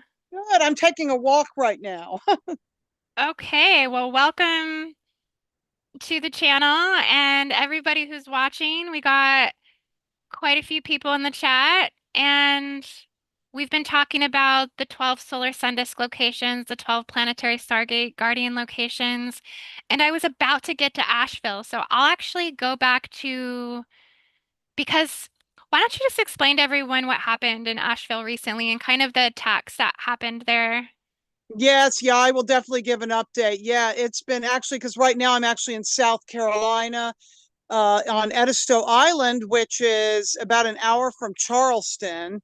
So when we do this Gridwork trip, I'm going to be flying out of Charleston instead of Asheville. It's so wonderful that American Airlines actually changed my trip. Well, I'm sure everyone everywhere knows about Hurricane Helene. I would call it more than the storm of the century, bigger than the thousand-year flood. There was a great flood of 1916, which I always talk about on my Biltmore Village Mystery Tour, that happened 108 years ago, where everything crested 9 feet into the Biltmore Estate, the flooding of the French Broad River, the Catawba River, and the Swananoa River, all the way to Grandfather Mountain. This is much worse because it's really taken out an infrastructure. We're talking about a weaponized storm here, this Hurricane Helene, because people have actually seen, I don't know if there's certain words I should even say on here. It starts I with the think we D. can get away with more being on live than if we were recording and posted a video, but I think you still have to be a little Okay, careful. well, just Yeah. just say get the Doppler radar, and you'll see what I'm talking about. There is something called something burst. I'll just leave it at that. Okay. I'm not going to say the first word. You can think of, what do you heat your food up in when you want to do it quickly instead of an oven? That'll tell you. So that's going on, but the people are coming together great. I'm finding out Mellow Mushrooms giving pizza away. I just saw that people are, getting their wipes, they're getting their water, they're getting their toilet paper, paper towels. The thing is that other four-letter thing that starts with an F is not really doing that much. I mean, I've heard some people have gotten some money back from them, but yeah, Okay. this is a direct attack on the road. So I happened to be up in Black Mountain, North Carolina on September 14th, and we were planning a trip to come back to Edisto because September 14th is my husband's birthday, and his daughter was coming to Edisto. So we left Black Mountain and we actually went through Chimney Rock, a beautiful, cute town that, if anybody knows the movie The Last of the Mohicans, it was filmed in Chimney Rock. And if anybody knows the movie Dirty Dancing with Patrick Swayze, that was filmed in Lake Lure. Well, Chimney Rock and Lake Lure are actually completely gone now, and the whole town is in the Lake Lure. I mean, if you look at Lake Lure, it's just nothing but debris. It's a toxic waste dump. So this is really bad. It's also taken out Black Mountain, where all the trucks come in on I-40. Black Mountain is actually going to have no sewage for up to 3 months. So people's sewage is backing up.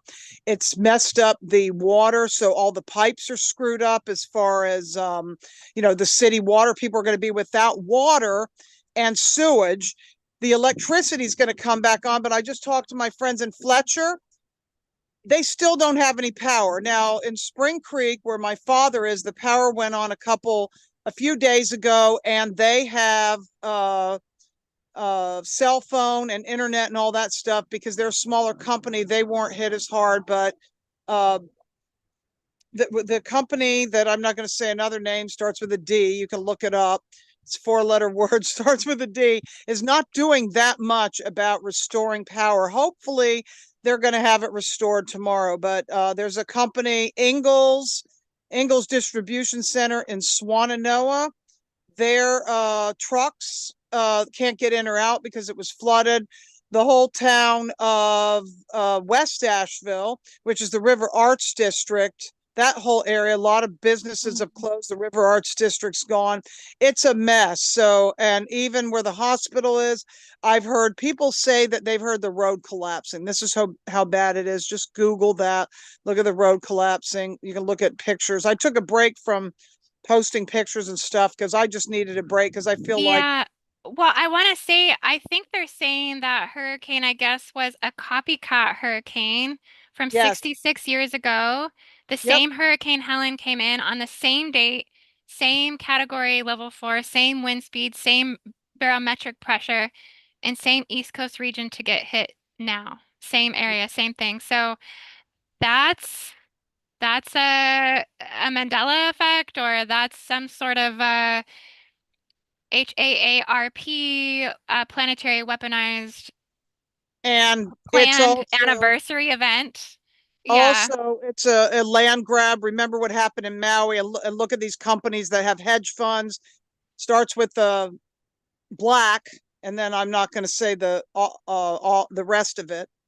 And then the other one starts with a V. So look at those companies that buy up things and want to have land grabs and turn it into something else. You know, they can wait a few years for the land to be restored. So the reason this is so important is because Asheville is a city of light. It was one of the cities of light that was supposed to manifest first in the new Earth timeline. Now, something has happened with that. So, Indy's putting up some pictures here of, This is Asheville. I got yeah, this off the internet. yeah. There's different. See, Asheville is about around almost 2,200 feet, 2,100 and something. So we rounded off to 2,200 because many of the mountains are at 2,200. Some's lower. We've got mountains that are at 3,300 and 4,400. You know, over 5,000 feet, and the highest on the eastern divide, east of the Mississippi, the highest, east of the Rockies, is Mount Mitchell at 6,684 feet. I've spoken about Mount Mitchell for years, about how important it is to grid work operations that I've done, because it talks to all the other mountains. It's definitely cleaned up now. It's been a clean sweep. Now that they've taken that Vance monument down, that happened after COVID, when all these obelisks, you know, which we know is part of the patriarchal distortion network, the obelisks talk to each other. It causes negative reversals. But even though we know obelisks are not good from the higher perspective, it's not always good to take an obelisk down and change her story and write something else just because you don't agree with the narrative. The man that they're talking about, JD Vance, I mean, not JD Vance. It's interesting that Zebulon Vance actually looks a lot like JD Vance, the one who's running. So is that a Mandela effect? Is it a relation, Reincarnation. a reincarnation, a doppelganger? Is it editing on Google? I don't know. But what I do know is, since that obelisk has come down, the energy up at Mount Mitchell, all the grid work many of us have done, has been cleaned up. So now Mount Mitchell can shine as like the patriarch that it's supposed to be, that connects with divine feminine, because it's a balance of masculine and feminine, of electric and magnetic vortex. And it can talk to Grandfather Mountain, it can talk to Grandmother Mountain, it can talk to Mount Pisgah and some of these other places. And Looking Glass Rock, which is in the Pisgah forest, and Looking Glass Falls. We have so many amazing mountains in western North Carolina that have vortexes. And if anybody So, wants to know, Missy, do you feel like the solar sun disk? So, just everybody watching, just so you know, Asheville is a location of one of the solar sun disks. So, when we go to Mount Pinnacle, we will be activating the sun disk in Asheville, North Carolina. Now, do you think it's in Mount Mitchell, or do you think it's in Cherokee? Because I feel uh, it's more in Cherokee, off the parkway. I can't explain where this place is, but there's a very high point on the parkway that's in the Cherokee location. That, because natives have done a lot of ceremony in Cherokee. Now, let me explain a little bit about Cherokee and what is important. There's also a place called Devil's Courthouse. You know, there's Devil's Tower, which is out west somewhere, and you have Devil's Courthouse, which is on the Blue Ridge Parkway. And what's interesting about Devil's Courthouse, it connects in with the story about Judaculla the Giant. Now, Judaculla the Giant is a Cherokee legend.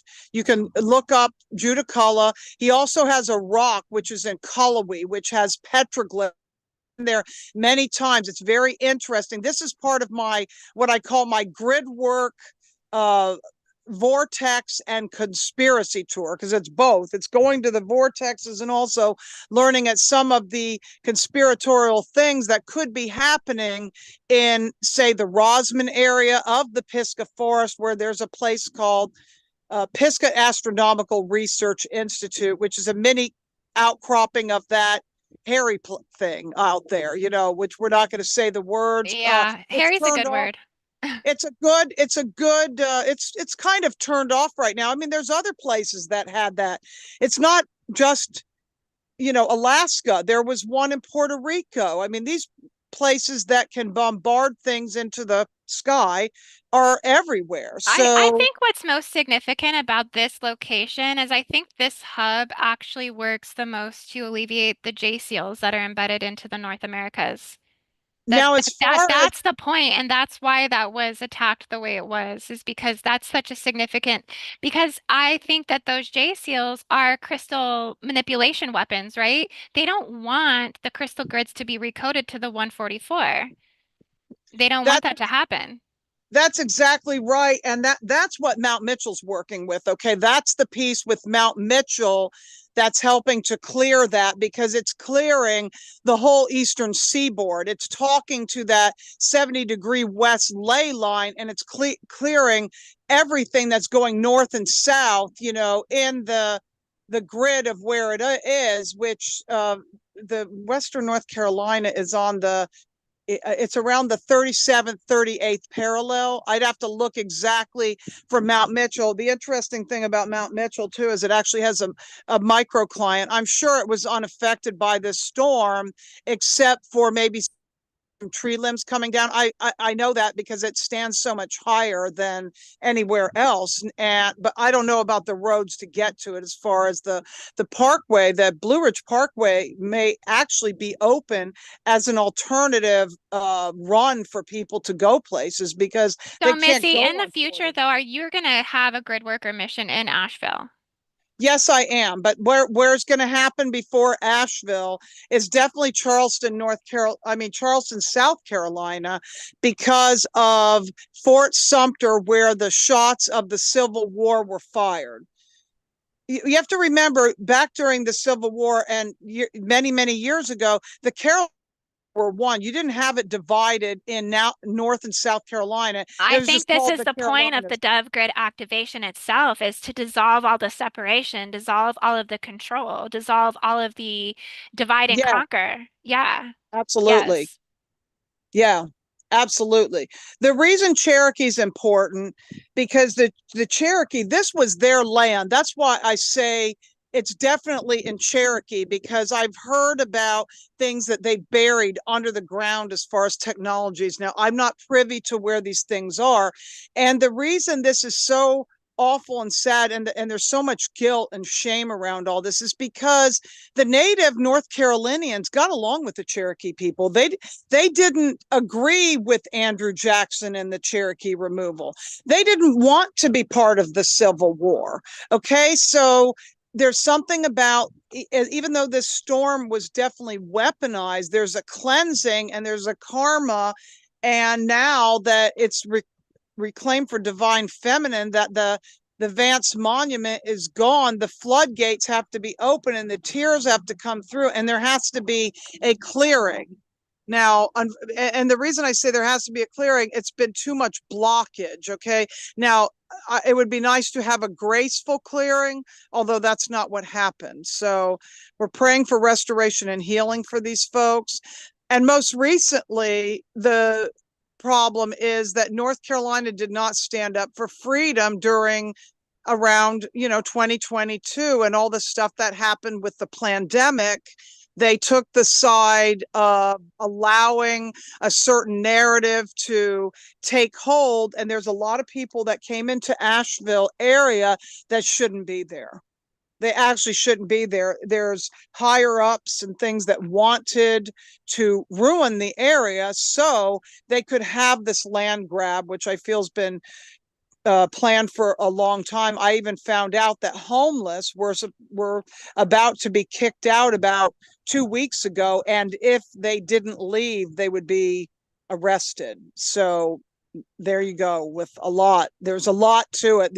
Everybody's got to dig deeper and find out exactly what's going on. Certain mines, people want to mine certain minerals. There's so many stories around all of it, and I'd say, to a degree, all narratives are true and false. So we got to go inside and find out the truth.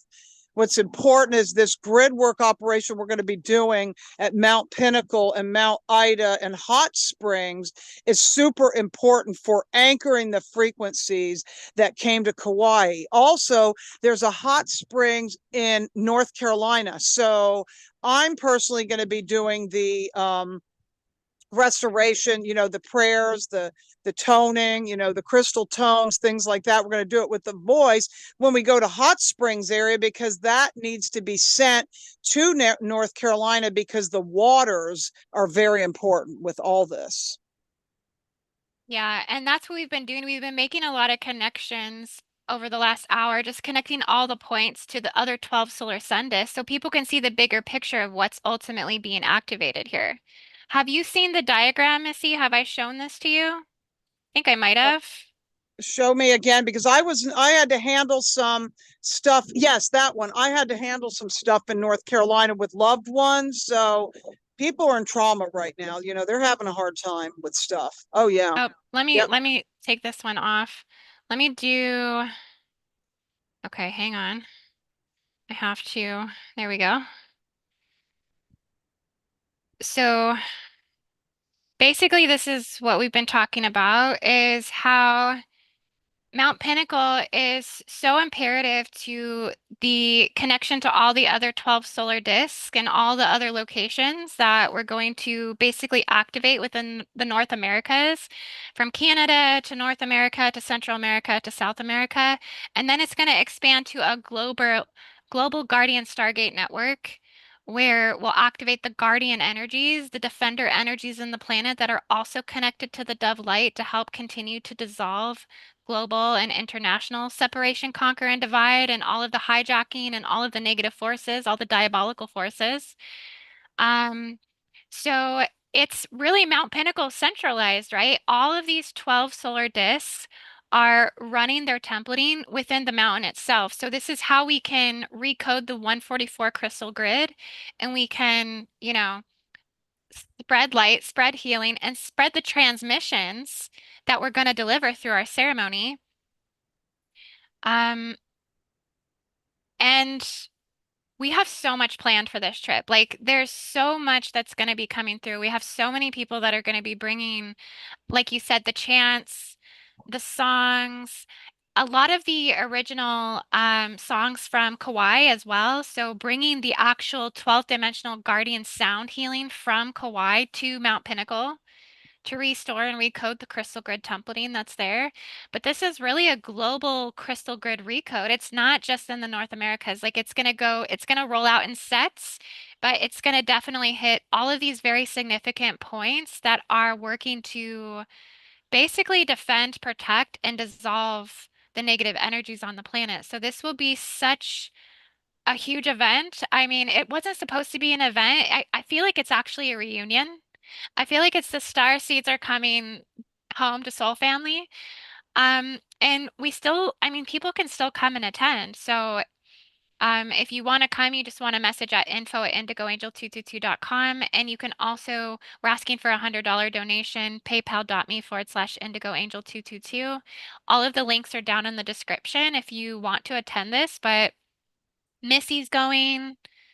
Um, and I think it's going to be significant that you represent the disc of Asheville Oh yeah, I because have more to say on this too that I didn't bring up, because first of all, Arkansas is known for its clear quartz. It's Lemurian quartz crystal. That's a lot of what we're going to be when we do the crystal dig going there, and then the phantom blue crystal. However, what North Carolina is known for is garnets, because I've dug them before, and ruby.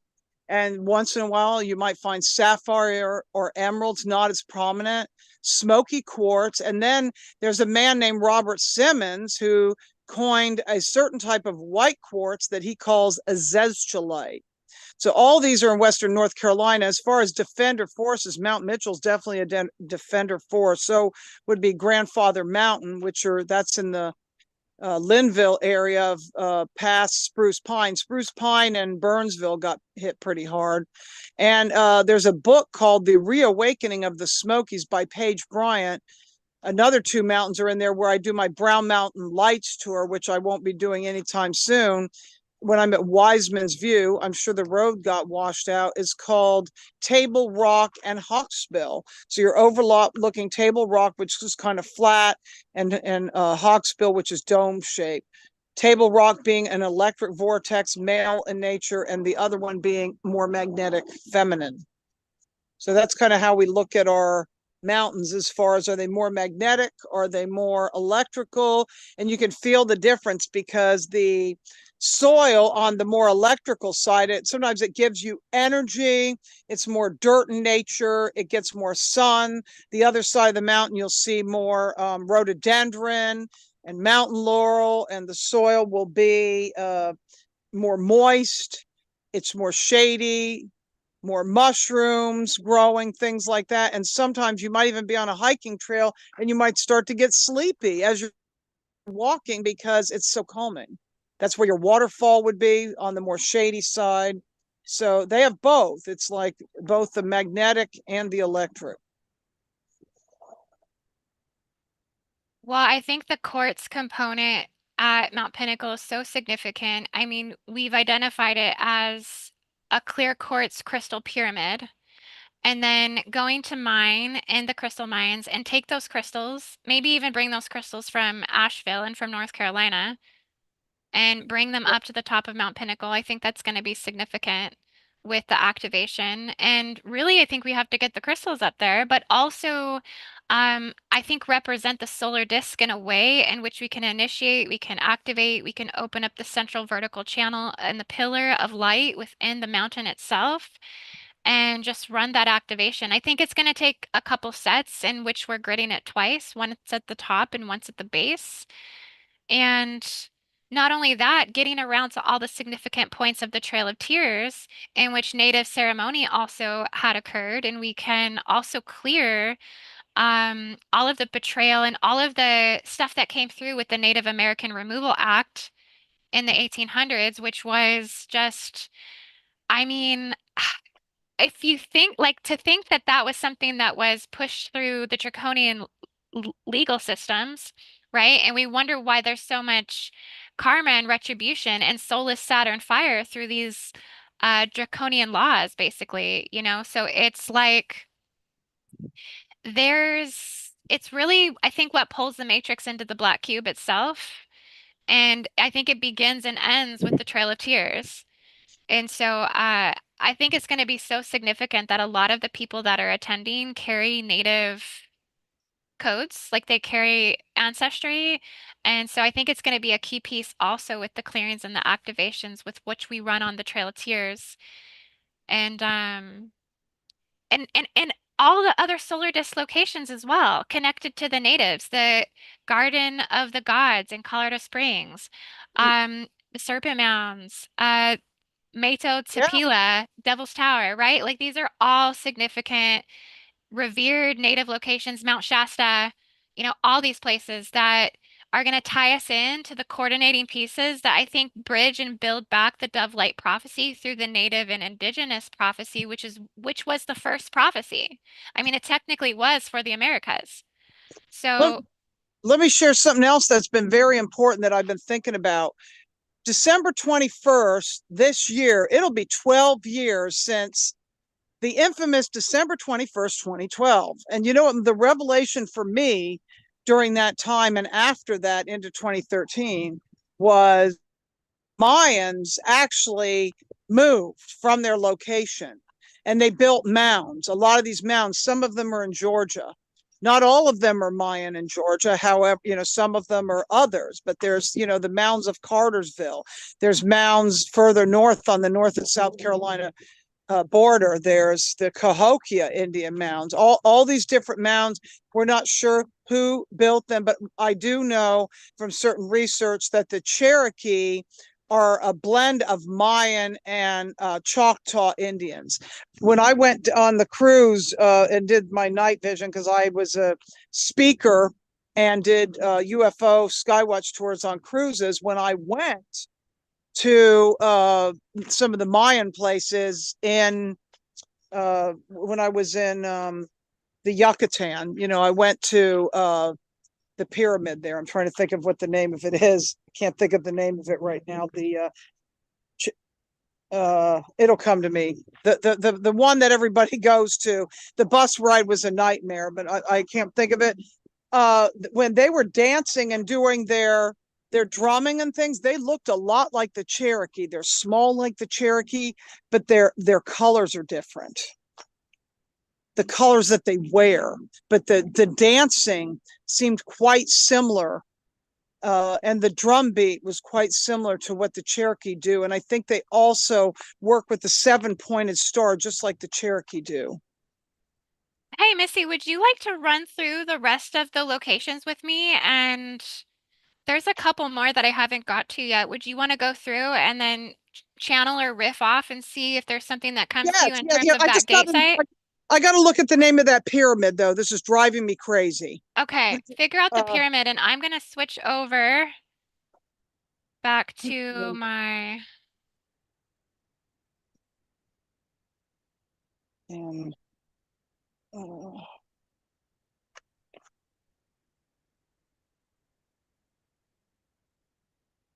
Chichen Itza. Chichen Itza. Okay, well, yeah, that's a solar sun disk location. That makes Yeah, sense. yeah, That Chichen ties Itza. it right in.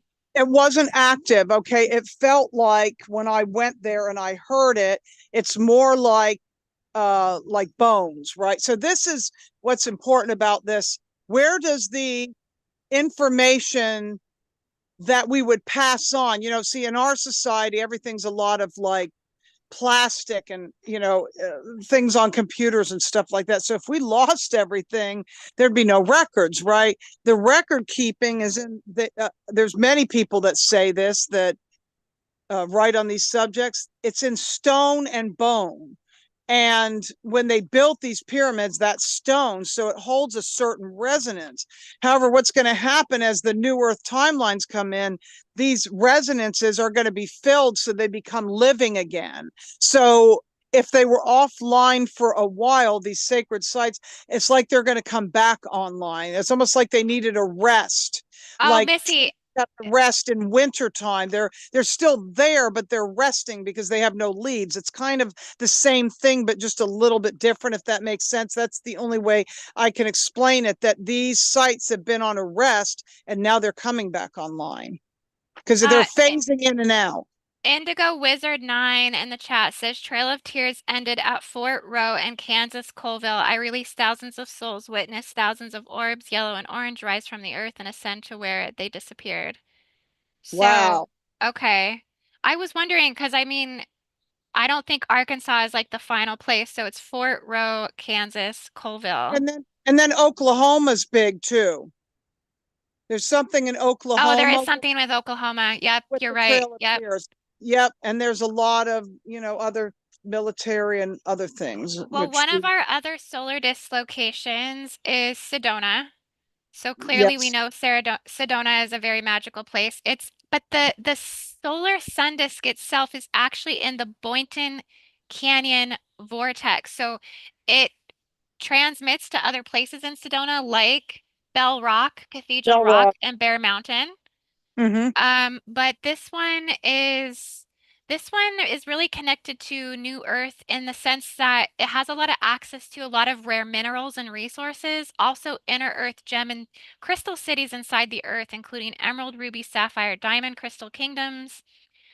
And this one is also very connected to the natives as well. When I But look at that, I'm feeling the color of Uluru. It's interesting that the pairing of Uluru with Asheville, because my dirt for Uluru is actually in Western North Carolina. I have some dirt on my dresser there. oh well, yeah, we have Uluru as well, so we could compare. This is Uluru. Yeah. Uluru Iluru is considered, this one is, it's a planetary guardian stargate. So I know we've encoded it before in the past as a mother arcing stargate, but I think it's all things combined. I think it's a 0 point field. And this one has stairway points to the stairway of heaven, and it also transmits to the beginning of time and Mm-hmm. before the fall of time. So this one is very connected to the race morphogenetic field. And this one is a guardian gate that facilitates communication with ancient builder races, native Aboriginal timekeepers, descendants of the Mayans, the Lemurians, and Mu, Hmm. and also the dragon luminaries and dragon ancestors and dragon race lines on the planet as well. So this is a very significant Guardian Stargate point as well. So yeah, I would second that I think Uluru is definitely connected to Boynton Canyon Vortex as well. There's like very a lot of Yes. similarities in the rocks and colors and minerals. And I think both places are high UFO, ET, ultra terrestrial, extraterrestrial landing zones and sites. And then what I get is that these places can have tributaries, just like cathedral networks have tributaries. And when I look at this, I think of like Bryce Canyon and Mount Zion National Park in yeah, and the places like that, Utah. Like it's broadcasting, like it's a tributary is like you have a main hub and then it runs into all these other ley lines or rivers and creeks. If it was water, that's what you call a tributary. So that's what's going to happen is these things are the main ones are going to go online and then they're going to feed the other ones.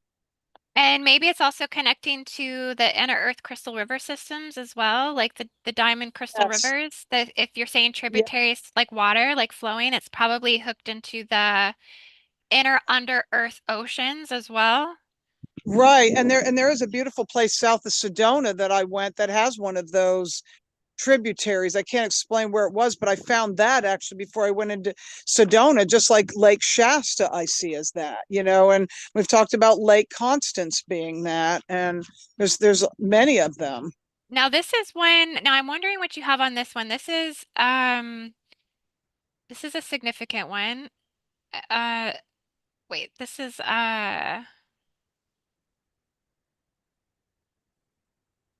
wait, this wasn't Asheville. I forget this one was I believe this is Mount Natai. This is actually no, no, no. This is the Rio Valley Grande, the Rio Valley. Uh, yeah. Okay. So this one's in the Chihuahuan Desert. So this is a United States, Ooh, Mexico, Texas border near the Cave of Crystals, linked to the Nika mines. Okay. And people need to realize too, the Nika mines are the largest natural selenite crystals ever discovered on the Earth within the cave systems.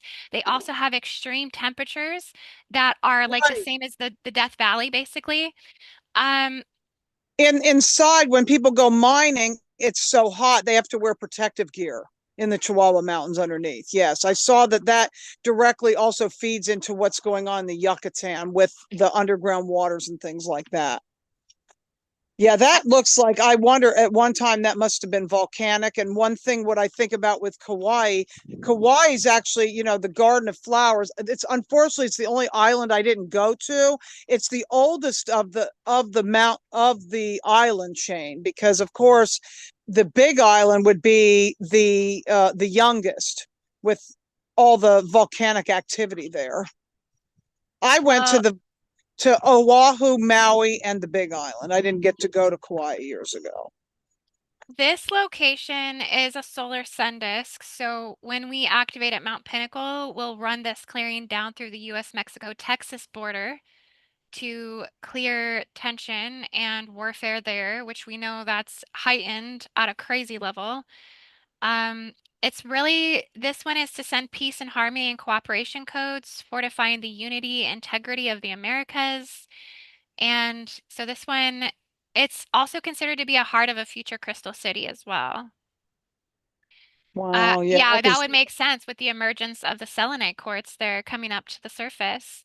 and with the attack that they tried to do, when you were down there during the 4th of July grid work, and the Alamo is possibly a decoy. I mean, it's not the thing to pay attention to. It's important, but was it moved or is it a Mandela effect? I don't know. I went there, but I didn't spend a lot of time there. I get the important area in Texas that I feel a most resonance with is San Antonio, and there's actually a river through San Antonio too. Well, I think there's a lot along just really bridging and merging all of the differences between the two countries. I mean, Mm, the border in Texas is like it's kind of a rough place to live. It's kind of a rough place to sure. be. Like there's a lot going on down there in terms of drug smuggling, child trafficking, human Yep. trafficking, human Terrible. farming industry. I mean, it's just a mess, really. It really It's is. actually a dangerous place to be. Um, we also have Machu Picchu. This is a Oh Guardian yeah. Stargate. We won't talk too much about that one. I mean, that's like kind of a no-brainer. But I think the one that I wanted to see what you thought about, this was that was Mount Shasta. Let's skip that one because that's pretty common. This one. This is Mount Natai. So I think this is probably one of the most significant Guardian Stargates that we will connect to because it is actually considered the Valley of the Doves. And this does run into Israel. We have two Guardian Stargates in Israel that we're going to connect to, which I think is significant, right? To where we're at right now with what's going on between Israel and Iran and Israel and Gaza and Israel and NATO and how Israel's this center focal point, like gateway swinging door that's trying to like, I guess, keep all of the three Abrahamic religions from blowing up in smokes and just all the warfare, right? So, uh, Mount Natai, located in Israel's Valley of the Doves, this embodies divine feminine and divine masculine Christ consciousness in the planet. And this is known to the Hebrew and also the I think the Arabic, it's considered Valley of the Doves to them as well, but this was a sacred site where Christ and his apostles walked, unveiling their divine mission to the world. So this one definitely safeguards and works to protect the 12th dimensional blueprint of the original angelic soul template of humanity by dissolving the constraints and the confinement and the warfare of the religion. So it's really about preservation of the Christed light within humanity to be sustained. And what do you think about the I Valley of don't Doves? know. I don't know if it was created naturally or artificially through mining, but it definitely has become a womb portal. Now, when I see that stuff in the background, I can't even tell what it is, if it's buildings, if it's rocks. But what I'm feeling is, for some reason, I'm feeling what has to be cleared with this is the Golden Eagle and Aquila network definitely has to be cleared because it feels like it's actually talking to Georgia when I look at it. I don't know why. There's some kind of, yeah, I'm getting chills as I say this. There's some kind of rock formation that is Indian too, that looks like, I think, an eagle. It's in southern Georgia. And I think you've talked about it before, and I don't know why I feel that, but it also connects with other womb portals I've been. I love to go to cave systems. I love going to caves. So there is something very important about this site. Yeah, I think it's really the basis when you talk about the dove light, right? Like, I think we have to also follow that energy signature to the locations on the planet in which are represented by the dove and what has occurred there. And the two most significant places that really represent the dove are in Israel, Mount Olives and Valley of the Doves, which are both like passageways or rite of passage or initiations to prophets. Yeah, So, because the dove can be like the original, the olive branch, the peace codes, things like that, and the other things were installed. You know, the eagle. There's nothing wrong with the eagle. It's certain animals have been weaponized through that. You know, four faces of man, things like that. You know, and that's another thing that I brought up before about when people carve into rocks. You know, there's a nature will take on the guardian faces, like the video that you posted of Kauai. I saw all the natural faces in the rocks and the trees. It wasn't anything a human did of carving faces into rocks to, you know, to memorialize, you know, certain presidents or anything like that. You could just, right, right. And that's what you were saying is that they were cutting the faces in, trying to maybe clone or replicate the guardian consciousness and distort that, that's an overlay or that's an artificial matrixing, which is, uh, I guess, humanizing guardianship on the planet and trying to overlay that role and take that spiritual role out of humanity and strip that from them. So that's the same thing, even with like golden eagle grids and things like that. You can see what happened, right, with the two countries that just what happened just yesterday. Was that yesterday or the day before? Everything's moving so quickly that is the golden eagle grid there. Okay. And that's something we'll be clearing too, because we're bringing in the feminine. It's the vertical channel we're working on. I mean, and the vertical, when you go higher, it's automatically going to work on the horizontal and the diagonal, but it's about connecting vertically and bringing, it's almost like bringing that down from the heavens and anchoring it, because you saw what 144 different fractal possibilities of the 144,000, 122 to 144 of that fractal reality field that's organic, and instead of the black cube and all these Yeah, artificial right. wormhole technologies. Yeah, that technology is definitely running in the organic version of it in the Nepali coast. It's pretty fascinating, amazing to witness it, like with my own eyes and my own psychic vision, just how much it's the Saturn cube matrix is cloned from that. It's was like, oh, okay, this is actually something that isn't the templating and the technology that's reflecting through it, like the mirroring technology, the overlays of multiple dimensions, like the time portal passageways, like that exists in a pristine energy without separation and lack and distortion and illusion. But it is confusing to the human because that's such a dimensional level of navigating that we're not hasn't been introduced to our consciousness. It just simply isn't on the mainland. It simply isn't in our 3D awareness to understand that level of planetary technology. But I feel like if you could have time to decode it, and like if I could have time to decode that, live there, walk that, experience it, it would be interesting to see what would come forward. But it allows me to see how much the reversals are not even close to the power of the pristine raw form of organic intelligence that's on this planet. What Saturn brings in, it's devastation and destruction, but it's not even on this Earth's level. Like really, these places would look at this technology and they would laugh, but at the same time, it's still having to deal with it in terms of supporting and protecting and defending humanity in terms of its spiritual enlightenment. So I think that's where the grid work comes in, is because we uphold the principles and values of what we know is organic and we know what is true in terms of the evolution phases of New Earth. So I get excited about that. I mean, I just get hyped up and juiced off of that and lit up like a Christmas tree because I know what we're standing for, because we've seen the energy mechanics and we know the locations on the earth in which support the work in terms of what we're evolving into. And I So always saw it it's as what I was telling you. It's like Merlin with his staff. He walks around with his staff. He hits the staff on the ground in a loving way, like you touch the ground with the staff. It's got crystals in the staff, and all that like radiates out into the rest of the horizontal field of where you're standing. So it goes into the telluric kingdom. It goes into the ground, and the ground needs a lot of repair right now. You can yeah. see that with And I what just think we happened in decoded that. We think Merlin is in Arkansas.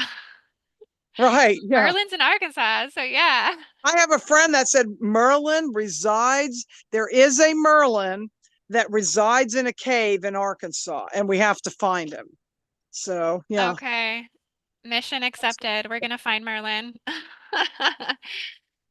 So, if you Thank guys want to go on this trip, drop it in the chat. We're also going to be on with Rob again tomorrow talking about this. So, yeah. Yeah, and all of the links are down in the description, guys. So if you want to attend, I mean, it's really I think it's affordable compared to going to Hawaii, that's for sure. So, um and it's really, I think we're having a beautiful Starseed reunion. We're having so many beautiful souls show up and attend. We have really amazing itinerary planned and set forward that's took a couple weeks at this point to put together. So, I'm really excited, and I think what we're doing is going to be super transformational, and can't wait to share it with all of you guys.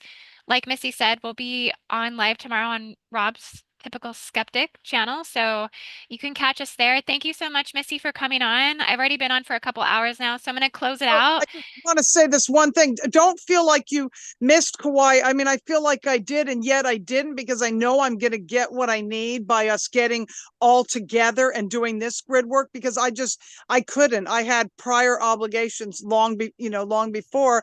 And I mean, I did link in and kind of remote in there. However, don't feel like you missed. And if you're meant to be there, you're going to be on this. So I'm Yeah. hoping to see a lot of people that, new family that we're going to meet. Yeah, you know who you are if you heard the call, and it's actually raining outside right now, so it's a Time good to go in. time. Yeah, time to go in. Thank you everyone for watching tonight. We love you so much. Put a like on this video before you tap out, and have a good night. And bye, Namaste. Missy. Namaste. Take care.